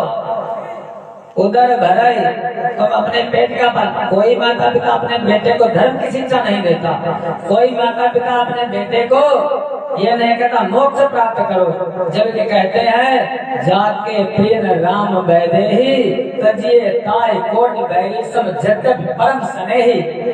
तज पिता प्रहलाद विभीषण बंधु भरत महकारी बल गुरु तज कंठ बज बनितन भय मुद मंगलकारी। तज पिता प्रहलाद इसलिए छोड़ा था पिता को, क्योंकि वो भगवान के मार्ग का शत्रु था। भगवान के मार्ग पर प्रहलाद चलते थे, वो रोड़ा लगाता था, प्रहलाद ने त्याग दिया। विभीषण बंधु, विभीषण ने अपने भाई का त्याग कर दिया। भरत महतारी, भरत ने कैकेयी को कभी मां नहीं कहा। जिस दिन से उसने वरदान मांग लिया था, आजीवन भरत जी ने राजरानी कहा है, मां नहीं कहा भरत जी ने। भरत ने माँ का त्याग कर दिया। अरे जो कहते हैं ना, सा गुरु सा पिता चापी सा माता बांधो पिसा शिक्षे चेत सदा स्मर्तुम हरे नाम केवल। सा गुरु, गुरु वही है जो भगवान के मार्ग पर जाना बताए। सा पिता, पिता वही है जो बेटे को भगवान के तरफ ले जाए। माता वही है जो अपने बेटे को जैसे सुनीति ध्रुव की माँ अपने भगवान की तरफ ले जाए वो, और जो भगवान से दूर करे वो तो हमारा शत्रु है महाराज। वो न माता है, न पिता है, न गुरु है। लेकिन आज करके जो पंडित लोग हैं, हमारे ब्राह्मणों की बात खुद तो करते पंडिताई है, लेकिन बेटा का पढ़ाते गुरुकुल में नहीं भेजता कोई। पंडित ब्राह्मण बड़े बड़े आचार्य में बेटा का कॉन्वेंट स्कूल में बेटे जाते हैं उनके, लेकिन गुरुकुल में नहीं जाते। उधर भरे सो धर्म सिखावे महाराज, वो नहीं अपने। इसीलिए हमारा धर्म कहाँ जाता, और दूसरे धर्म वाले वो हमारा मदरसे को पहले भेजते हैं और कॉन्वेंट में बाद में भेजते हैं। ये ध्यान रखो, कहाँ जाओगे महाराज, बहुत समय खराब आएगा। तो जब अपने धर्म के बारे में नहीं जानेंगे, फिर पहला चरे धर्म हमारे जो का पहला खंबा धर्म, और जो चौथा खंबा है वो मोक्ष। मोक्ष कौन है? मोक्ष तभी पाया जा सकता है, शरीर मिला है ना। साधन धाम मोक्ष कर द्वारा पाई न जहि पर लोक समारा। ये साधन है, मनुष्य का शरीर काय का साधन है? मोक्ष का साधन है महाराज। जैसे बताते ना, अभी अगर कथा ही आप लोग सुन रहे हो, अगर ये साधन ना होते, ये ध्वनि विस्तारक यंत्र ना होता, माइक ना होता, तो हम कथा नहीं कर पाते। अगर महाराज ये लोग नहीं होते तो भी कथा नहीं, पांडाल नहीं होता, बैठने का स्थान है। ये क्या है? ये साधन। जैसे भोजन बनाती माता है तो वहाँ पर महाराज कुकर भी होता है, गैस भी होती है, चमचा भी होता, कटोरी भी होती, वो सहायक जो है वो सब साधन है। अभी आप खेत में जाते हो, हल है, ट्रैक्टर है, जो ये साधन है, तब साधना। बिना साधन के साधना नहीं होती। ऐसे जो हमारा शरीर है, साधन धाम मोक्ष का द्वारा एक दरवाजा है, दूसरा दरवाजा नहीं है। दरवाजे कितने हैं? दरवाजे हैं महाराज एक दो नहीं है, लाखों में है। अरे लाखों में नहीं, बहुत लाख है, 84 लाख। उन 84 लाख दरवाजाओं में एक दरवाजा केवल वही है जो जिस दरवाजा आपको मिल चुका है। पाए न कहे परलोक समारा, बांध कर मुट्ठी किया था, नभ में यूं इकरार क्या। श्याम के सुमिरन की तुमको अब नहीं दरकार क्या। उस बड़े दरबार में मुँह कौन सा दिखलाएगा, बंद हाथों आया था और खाली हाथों जाएगा। क्या कहोगे? अभी पिताजी अगर भेजे बाजार को, भैया बाजार जाना, सब्जी खरीद करके लाना, गोभी, पत्ता गोभी चौहान के खेत में खूब लगाया, गोभी लेकर के आना महाराज। क्या बात? और आप जाओ, झोला वैसे के वैसे रख दो, पैसा सब खर्चा कर दो, पिताजी 100 की नोट दे, आप पैसा एक दिन ले जाओ, चाट पकौड़ी उड़ा दो वहीं पर, खाली झोला लेकर के पहुंचो, पिताजी क्या तुम्हारी आरती उतारेंगे महाराज? अगर छोटे हो तो फिर हमारे जूतों डंडों से बात होगी, और बड़े हो गए तो कहेंगे बस जैसी आई मर्जी वैसा कर, रुष्ट हो जाएंगे पिता।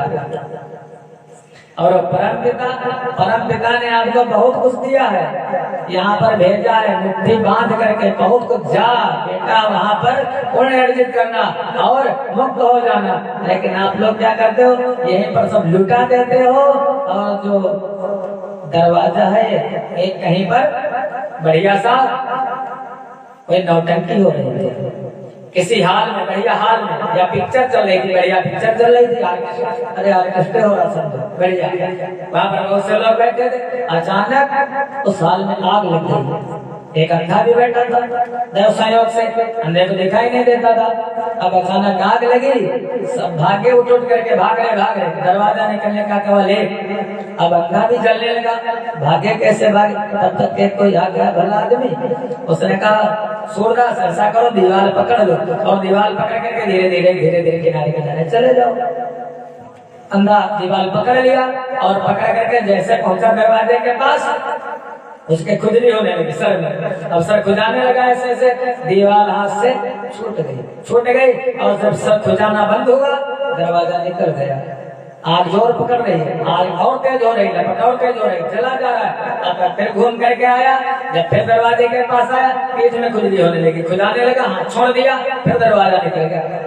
1-2 बार नहीं हुआ, 10 बार, 1000 बार नहीं हुआ, लाखों बार नहीं, अरे हमारा 84 लाख बार हुआ। जब वो दरवाजा आता है तो खुजली होने लगती, काहे की?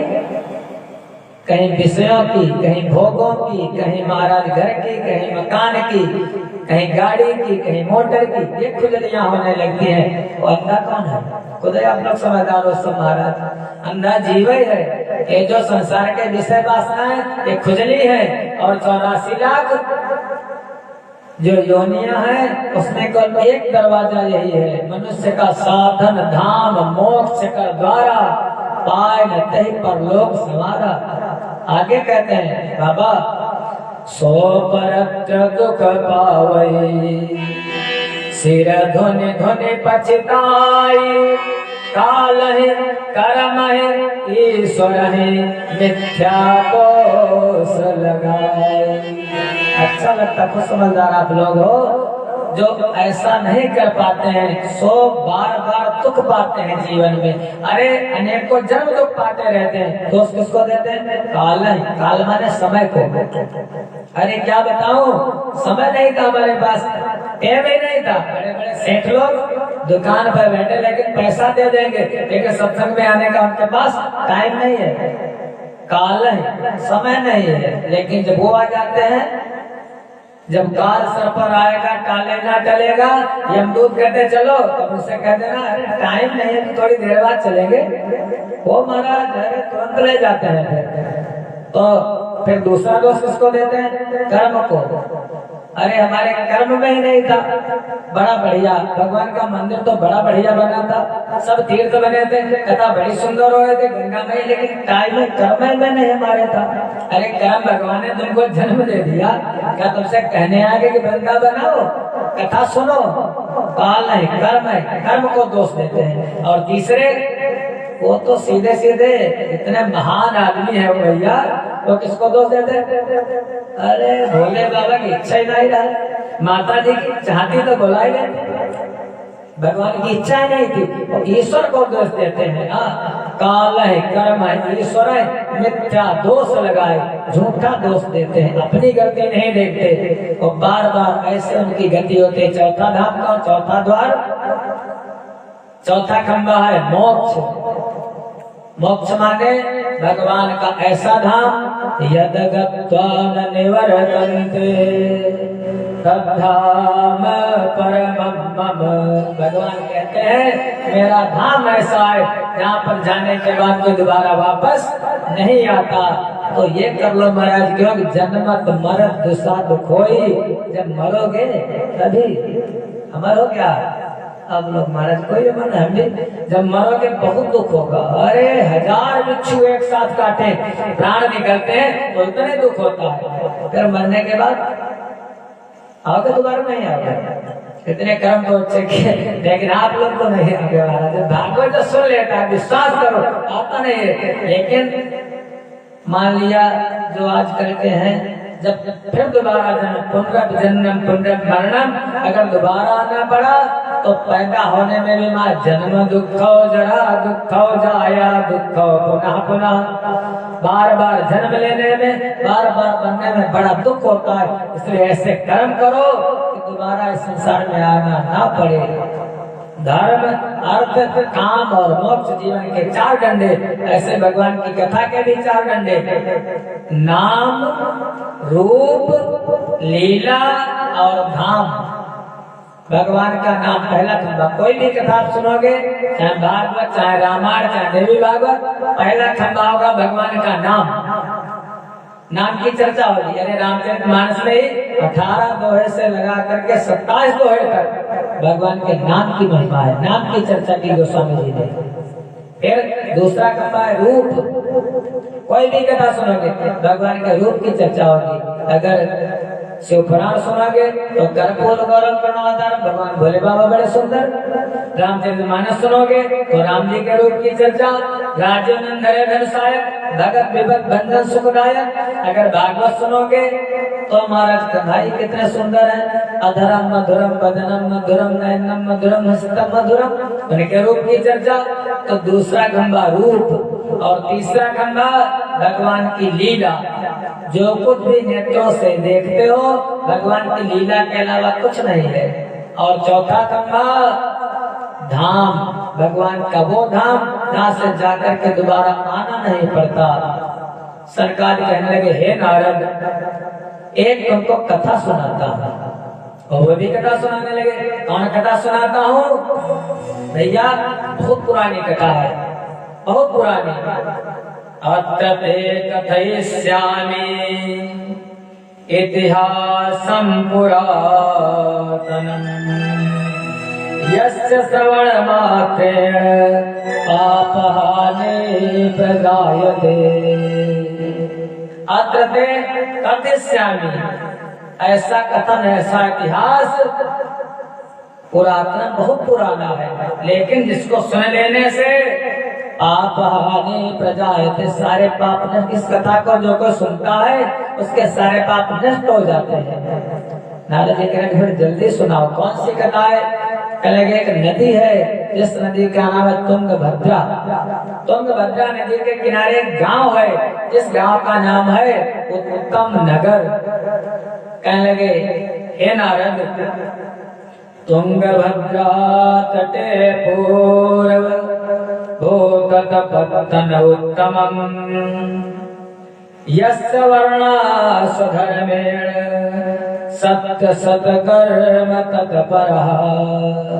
उस तुंगभद्रा नदी के किनारे गांव जिसका नाम उत्तम नगर, वहीं पर एक ब्राह्मण रहता है, जिस ब्राह्मण का नाम है आत्मदेव पुरे तस्मिन् सर्ववेद विशारदः। आत्मदेव नाम का ब्राह्मण रहता है। कितना विद्वान है? सर्ववेद विशारदा। कहते हैं वेद विशारद, आगे लोग अपने लिख देते हैं। तो सारे वेदों को जानने वाला है कैसा? श्रोत स्मार्त निष्णातो, कर्मकांड भी कराता है और कथा भी करता है। श्रोत्य भी है और स्मार्त, कर्मकांड कराने वाला और ज्ञान भी बांटने वाला, दोनों काम करता है। द्वितीय एव भास्कर, भगवान इतना ज्ञानी है, लगता दूसरा सूर्य इतना ज्ञानी है, बहुत ज्ञानी है। लेकिन इतना होते हुए धनवान भी है, बहुत धन है, लेकिन इतना होते हुए भी है कैसा? भिक्षुको वित्तवान लोके तत्प्रिया धुंधुली स्मृता सौभाग्य स्थापिका नित्यम सुंदरी सुकुलो भवा। है कैसा? भिक्षुक है, धन तो बहुत है पंडित जी के पास, लेकिन जाकर के भिक्षा जरूर मांगते हैं गांव गांव में। उसकी जो पत्नी है, पत्नी का नाम है धुंधली। धुंधली माने जिसकी मति धुंधली है, अच्छा नहीं सोचती, बुरे सोचती रहती है, बहुत कलही है, बड़ी दुष्टा है। सौभाग्य स्थापिका, अपनी बात को रखने वाली। बहुत सी स्त्रियां ऐसी होती हैं, अब उनके पति हमें लगता महाराज उनसे बड़ा डरते हैं। ऐसे जब महाभारत का युद्ध हुआ, महाभारत का युद्ध जब हुआ तो कहने लगे जो ज्योतिषी लोग थे, सगुनिया लोग, उन्होंने बताया भीम इस महाभारत में विजयी वही होगा जो यहाँ पर किसी स्त्री जीता को ला करके यहाँ पर उसकी बलि देगा, वो विजय उसी की होगी। स्त्रीता समझ रहे नहीं समझे? स्त्रीता माने आजकल की भाषा में कह लो अपनी, जो जैसे कहते ना जहाँ पर औरतों का शासन चलता हो, क्या ऐसे अब महिला लाई होगा, जैसे कहते मेहरा, वो स्त्रीता, उसकी जो भले देगा उसी की विजय होगी। ने बताया। अब भीम ने सोचा अच्छा ढूंढा, भीम ढूंढते पृथ्वी पर। अब महाराज बहुत ढूंढा, ऐसा कोई मिले नहीं। आज करवा चौथ का व्रत है महाराज, लेकिन एक ऐसा आदमी मिल गया, उसकी पत्नी जा रही थी, पति भी जा रहा था। तब तक वो वहीं पर रूठ गई, रोने लगी। उसने कहा रो क्यों नहीं हो? अरे तुमने देखा नहीं, हमारे पैरों में अभी मैंने आज करवा चौथ का व्रत रखा और तुम्हारे लिए तो रखा हूँ, और हमारे पैरों में महावर लगी है, गंदी हो जाएगी, तो अपने कंधे पर चढ़ाओ। अब महाराज कहते हैं ना स्वामी जी कि नारी दिवस नर सकल गोसाई, नाचे नट मरकट की नाई। उसने क्या किया, अपने कंधे पर उस स्त्री को बिठा लिया, महावर गंदा न हो जाए इसलिए। जब उसे बिठा लिया, भीम ने सोचा बस जिसको ढूंढता था वही मिल गया, इससे बढ़कर के तो होगा नहीं कुछ। मेरा उठाया उसको ला करके, महाराज ला करके, तो ऐसे जो धुंधली है उसकी क्या है, सौभाग्य स्थापित, अपनी बात रखने वाली, पति की बात नहीं, उन्हीं की चलते है ना। अभी पहले नारद जी ने देखा था कि शासन इसका होगा तरुणी प्रभुता गेहे, जहाँ पर स्त्रियों का शासन उस घर में उन्नति नहीं होती। तो अपनी बात रखने वाली है कैसी, लोक वार्ता रता क्रूरा प्रायसो बहुजल्पिका, सूरा जाग्रह कृत्येषु कृपणा कलह प्रिया। लोक वार्ता रता, जब पंडित जी चले जाते हैं तो स्त्रियों को बुला करके प्रपंच करती है। क्रूर माने बहुत दुष्ट है, बहुत जल्पिका, बहुत बोलने वाली है, और अपने काम कर सूरा जाग्रह कृत्येषु, अपने घर का सब काम करने के बाद तब प्रपंच करने के लिए बैठ जाती है। लेकिन एक बात है, पंडित जी के कोई संतान नहीं है। जो कोई अगर गाय लाते वो भी बंधा निकल जाती। अरे यहाँ का कोई पेड़ लगाते हैं, पेड़ में फल नहीं आता है। जब ऐसा सब देखा उन्होंने तो मन खराब हो गया, क्या करूं। गांव वाले टोकते हैं, हमारे वंश में कोई है ही नहीं, इसका मुख देख लिया। महाराज ऐसा सब विचार करके आज जाऊंगा और जाकर के अपने प्राण दे दूंगा।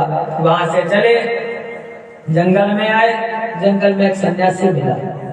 सन्यासी ने कहा महाराज क्यों दुखी हो, क्या बात है। कथम रोदस विप्रम तुम काते चिंता बलियसी। कथम रोदस, ब्राह्मण दादा क्यों रोते हो, काहे की चिंता है। उन्होंने कहा क्या बताऊं महाराज, सब कुछ है भगवान की दया से, लेकिन हमारे घर में संतत नहीं है, हमारे संतान नहीं है। लोग मुझे निर्वंशी कहते हैं, लोग मुझ पर व्यंग करते हैं, कटाक्ष करते हैं। क्या बताऊं। धिगजीवनम प्रजाहीनम दिग्रहम चा प्रजा विना दिग्धनं चानपत्यस्य दिक्कुलं संतति विना। अरे अगर राजा नहीं तो प्रजा, प्रजा नहीं तो राजा कैसा, और अगर आगे कोई पुत्र नहीं है तो पिता कैसा कुल कैसे चलेगा महाराज, यही चिंता खाई जा रही है। क्या बताऊं, बाल्यकाले सा मया धेनु सा बंध्या सर्वथा भवेत्। मैं अगर कोई गाय पालता बंध्या हो जाती है, और मैं कोई पेड़ लगाता फल नहीं आते हैं। कहने लगे फिर कहने लगे मैं चाहता हूँ कि हमारे एक बेटा हो जाए। सन्यासी ने कहा बेटा ने सुख किसको दिया, सगर के तो 60,000 थे, धृतराष्ट्र के महाराज 100 थे, और वो देखो दशरथ जैसे राजा राम के वियोग में मर गए, बेटाओं से किसी को सुख नहीं हुआ। और बेटा 2 प्रकार के होते हैं, एक होते उत्तम, एक होते अधम। और ये भी ध्यान रखो, अगर सपुत्र और कुपुत्र, अगर सत्पुत्र है तो भी चिंता मत करो, और अगर दुष्ट है तो भी चिंता मत करो। पूत कपूत तो क्यों धन संचय, पूत सपूत तो क्यों धन संचय।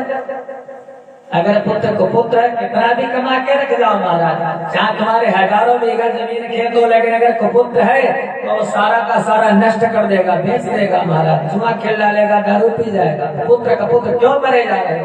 फिर अगर पुत्र सपुत्र, अगर सपुत्र हो गया तो क्या चिंता करते हो महाराज।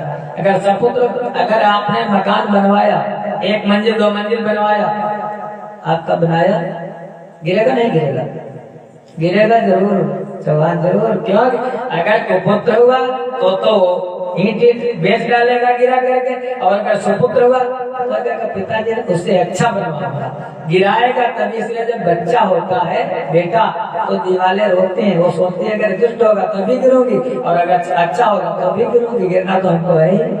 पुत्र का पुत्र कितो न संचय। यति ने बहुत समझाया सन्यासी ने, भैया पुत्र जो होते हैं इनसे आज तक कोई दुख सुख नहीं पाया, क्योंकि अब मैं सन्यासी हूँ। मुंचा ज्ञानम प्रजारोपम बलिष्ठा कर्मणो गति। ऐसा करो तुम सन्यासी हो जाओ, ये सब छोड़ दो दुनियादारी। उन्होंने कहा अरे महाराज सन्यासी, घर में जितना सुख उतना सन्यास का सुख कहाँ है। उसने कहा सन्यासी ने, मैंने देख लिया है, अरे तुम्हारे 7 जन्मों तक पुत्रम नैवच नैवच, सप्त जन्मा अवध पुत्रम नैवच नैवच, 7 जन्मों तक तुम्हारे पुत्र है ही नहीं। अब इसने सोचा अच्छा, जब ये महाराज जी को इतना ज्ञान है कि 7 जन्मों तक हमारे पुत्र नहीं, तो ये हमको पुत्र दे भी सकते हैं। अब उसने कहा आत्मदेव ने, ये सन्यासी बाबा अगर तुमको पुत्र होने का वरदान नहीं दोगे तो मैं तुम्हारे सामने मर जाऊंगा, प्राण दे दूंगा, तुमको पाप लगेगा। सन्यासी ने कहा ठीक है, हमें पाप ना लगे, जब तेरी यही इच्छा है तो ये फल ले, और फल को ले जाए कड़िया सा केला या सेव उठा करके दे दिया, अपनी पत्नी को खिला देना। जब खिला दोगे तो उससे बेटा होगा, तुम्हारा वंश आगे चलेगा।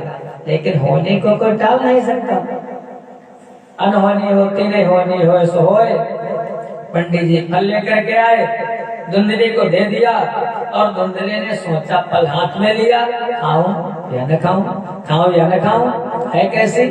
वो तो पहले वर्णन किया जा चुका, अपनी बात रखने वाली बहुत दुष्ट है। उसने सोचा अगर फल खा लूंगी तो फिर तरुणी कुटिला दस, कुटिला माने बड़ी दुष्ट है, तरुणी माने स्त्री, उसकी स्त्री बड़ी दुष्ट है। उसने सोचा अगर फल खा लूंगी, फल भक्षेण गर्भा स्याकर भेड़ उदर वृद्धिता स्वल्प भक्षम ततो शक्ति ग्रह कार्य कथम भवे। अगर फल खा लिया तो हमारे जब पेट में बच्चा होगा तो पेट में बच्चा बढ़ेगा, तो खाना तो थोड़ा खा पाऊंगी, मैं कमजोर हो जाऊंगी, तो घर का काम कैसे करोगे, इसलिए फल खाना ठीक नहीं खाऊंगी। फिर सोचा अगर मान लिया फल खा लिया, हमारा गर्भ हो गया, पेट भारी हो गया, गांव में लग गई आग, तो मैं भागूंगी कैसे, फल नहीं खाऊंगी।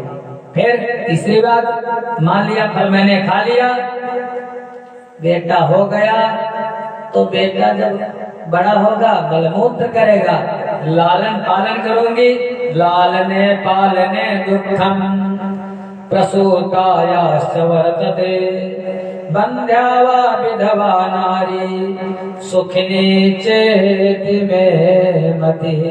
देखो कैसी मति है उसकी, वो कहती लालन पालन में दुख होगा। हमारी मति तो ऐसी है बंध्या, जो बंध्या स्त्री बड़ी अच्छी है, भाग्य उसका अच्छा है। जो विधवा है इसका पति मर गया वो भी अच्छी है। अरे पंडितवा अगर मर जाता तो ज्यादा अच्छा होता, फल ला करके रख दिया।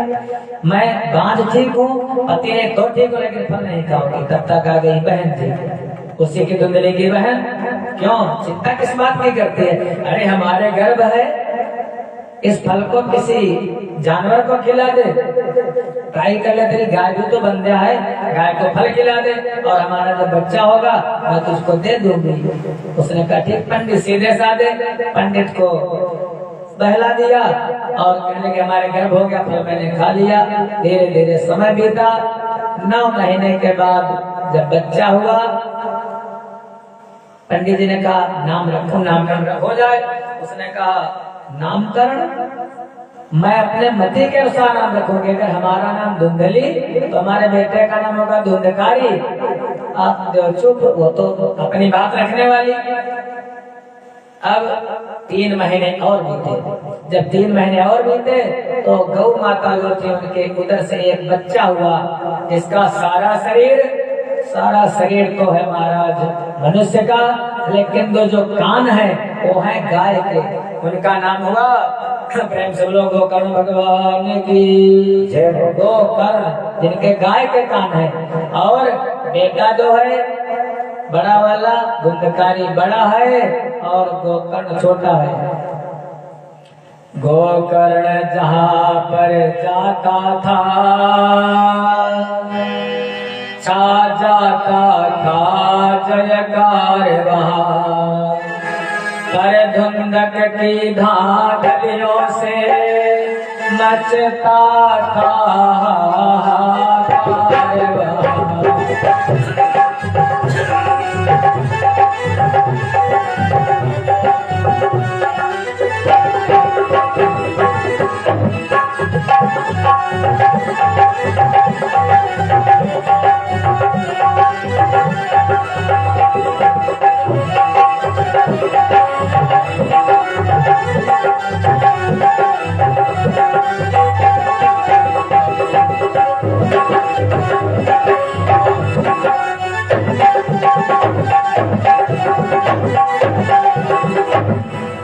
गोकर्ण बहुत पुण्यवान धर्मात्मा और धुंधकारी महादुष्ट। सूर्य कहने लगे हे ऋषियों, कियत कालेन तव जातो तरुणो तनया बुभवो, गोकर्ण पंडितो ज्ञानी धुंधकारी महाखलः। बहुत खल है, बहुत दुष्ट धुंधकारी है, और गोकर्ण परम ज्ञानी है। जहाँ जाते जय जयकार होती है। धीरे धीरे धुंधकारी का अत्याचार बढ़ने लगा। पंडित जी ने बहुत समझाया, बेटा सुधर जाओ, ये दारूबाजी जुएबाजी रंडीबाजी मत करो, लेकिन धुंधकारी नहीं माना। जो कुछ पंडित जी बनाया था सारा का सारा महाराज इंद्रजीत सब बंटाधार कर दिया। पंडित जी का बना बनाया खेल, दुष्ट होते ऐसे होता है।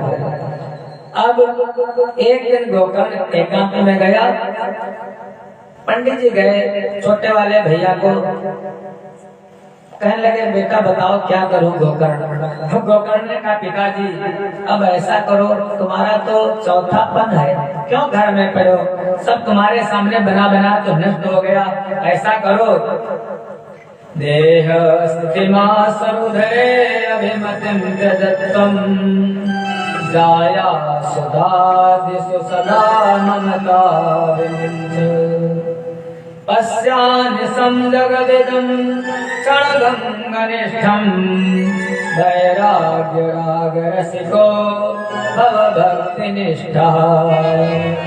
ये सारी ममता पिताजी हटा दो अपने घर से, परिवार से, और वैराग्य राग रसिको, वैराग्य को धारण करो और जंगल में चले जाओ, भगवान का भजन करो। अपने बेटे की गोकर्ण की बात मानी और आप जो जंगल में चले गए, जंगल में जाकर के भगवान का भजन करने लगे। सीताराम सीताराम सीताराम सीताराम सीताराम कहिए, जाहे विधि राखे राम, वाहे विधि रहिए। सीताराम सीताराम सीताराम कहिए, जाहे विधि राखे राम, वाहे विधि रहिए। सीताराम सीताराम सीताराम कहिए, जाहे विधि राखे राम, वाहे विधि रहिए। सीताराम सीताराम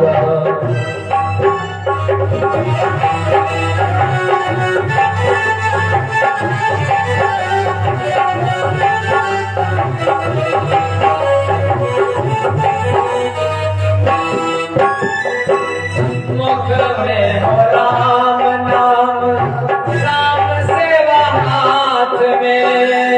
मुख में हो राम राम, राम सेवा हाथ में। मुख में हो राम नाम, राम सेवा हाथ में। मुख में हो राम राम, राम सेवा हाथ में। अकेला नाहे प्यारे, राम तेरे साथ में। तू नहीं अकेला प्यारे, राम तेरे साथ में। ओ अकेला नाहे प्यारे, राम तेरे साथ में। तू नहीं अकेला प्यारे, राम तेरे साथ में।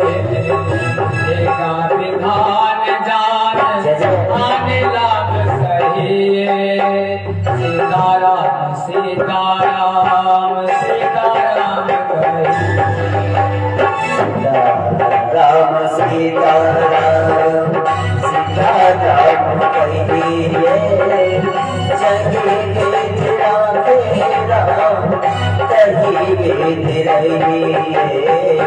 सीताराम सीताराम सीताराम कहिए, कही विधि राखे राम, कही विधि रहिए। सीताराम सीताराम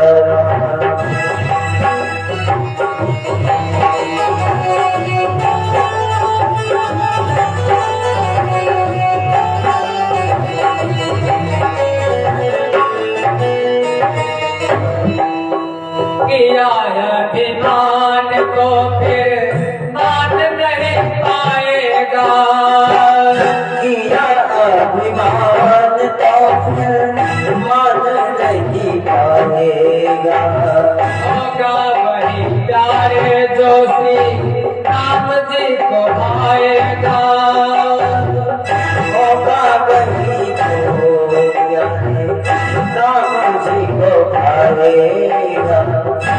ऐसा त्याग शुभ कर्म करते रहिए, ऐसा त्याग शुभ कर्म करते रहिए। सीताराम सीताराम सीताराम कहिए। सीताराम सीताराम सीताराम कहिए, जय विधि राखे राम, कही विधि रहिए। सीताराम सीताराम सीताराम कहिए, जय विधि राखे राम, कही विधि रहिए। सीताराम सीताराम कहिए, तेरा तेरा कही विधि रहिए। सीताराम सीताराम जिंदगी की डोर सांप हाथ दीनानाथ के, जिंदगी की डोर सांप हाथ दीनानाथ के, जिंदगी की डोर सांप हाथ दीनानाथ के, जिंदगी की डोर सांप हाथ दीनानाथ के। वो अकेला काहे प्यारे राम तेरे साथ में, वो अकेला नहीं प्यारे राम तेरे साथ में।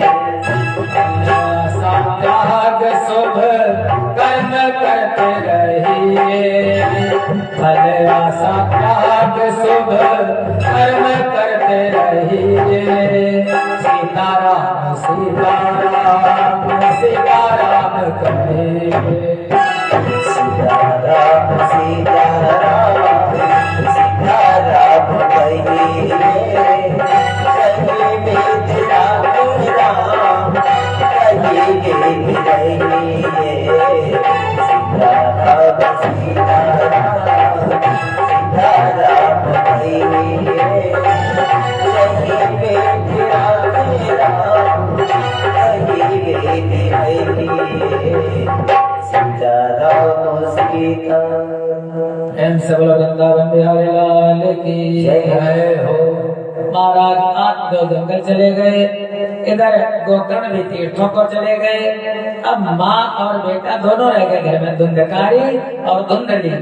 घर में जो कुछ जड़ जेवर था जमीन सब बेच खोज करके बराबर बंटाधार कर दिया। अब वैश्या तो धन की भूखी होती है, फिर धन मांगा फिर धन मांगा, अपनी माँ के पास आया। माँ से कहा बता कांच पा रखा, जो कुछ गड़ा चुका वो दे। अब कुछ बचे ने, धुंधली देती क्या। आखिर में इसने अभी तक ऐसा समय नहीं आया कि बेटा माँ को लात मारे। क्या किया, पितरयो परते जनने ताड़िका भ्रसम पावित्रं तिष्ठति ब्रूहि अनिश्चलतया नचेत। माँ की लात मारी, बता कहाँ रखा है। उसने कहा बेटा भैया बता दूंगी लेकिन थोड़ी देर में आना। तब कुछ था ही नहीं, वो सोचने के जाए मैं मर जाऊं। धुंधकारी बाहर गया तो धुंधली जैसी थी वैसी गति हुई। शाम के समय कुएं में जाकर के छलांग लगा दी। आप हम लोग तो मुक्त हो गए थे, लेकिन धुंधली उस कुएं में डूब करके मर गई। धुंधकाली अब घर आया, माँ नहीं, वैश्याओं को घर में लेकर के आ गया। 5 वैश्याओं को ला करके अब जाना कोठे पर बंद कर दिया। अब क्या करता है, चोरी करता, डकैती करता, धन लाता, वैश्याओं को तृप्त करता, संतुष्ट करता। एक दिन 5 ने सोचा अरे ये चोरी डकैती करता है, अब पुलिस भी आएगी पकड़ करके ले जाएगी, क्या किया जाए। सबने कहा मार डालो उसको, भाग चलेंगे। अब शाम को भोजन वगैरह बना, उन वैश्याओं ने उसी चारपाई पर धुंधकारी को बांध दिया।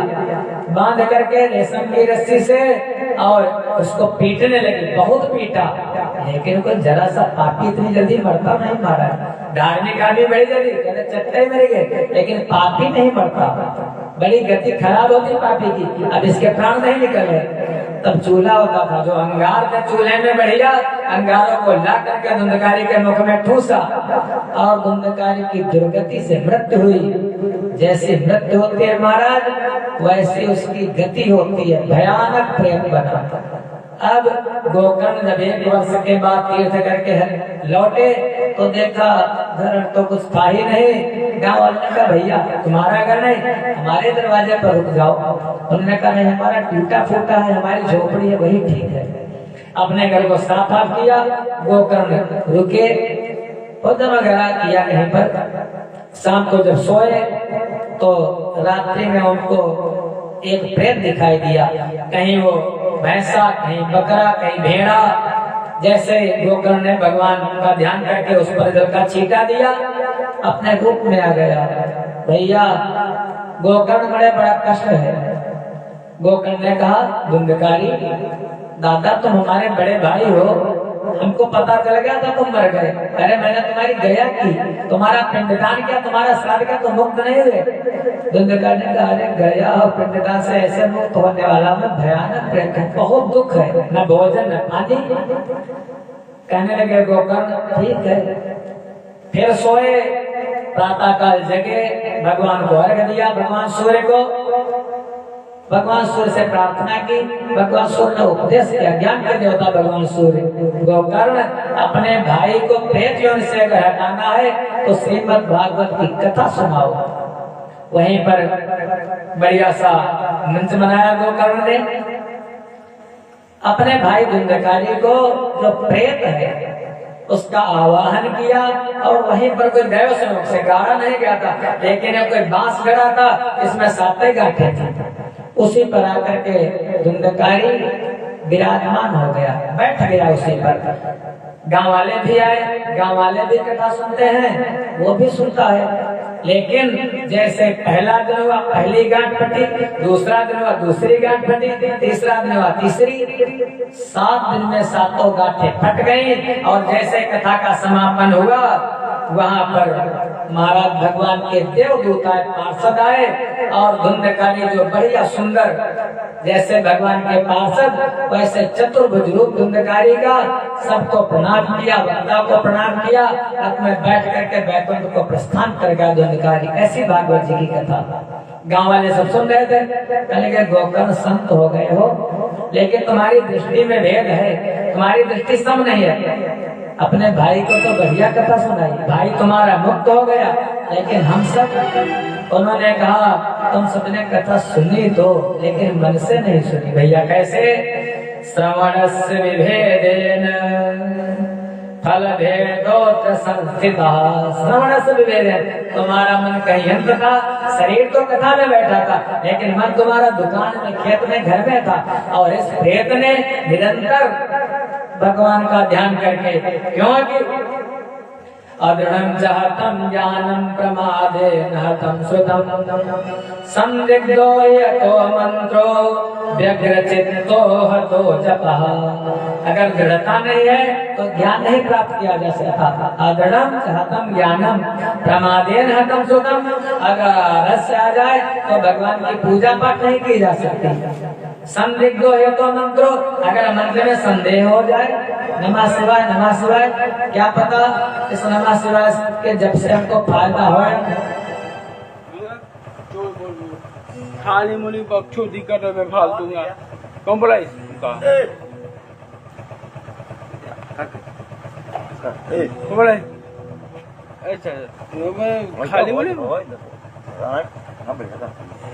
खाली मिले हुआ, खाली मिले आ रहा है कहाँ?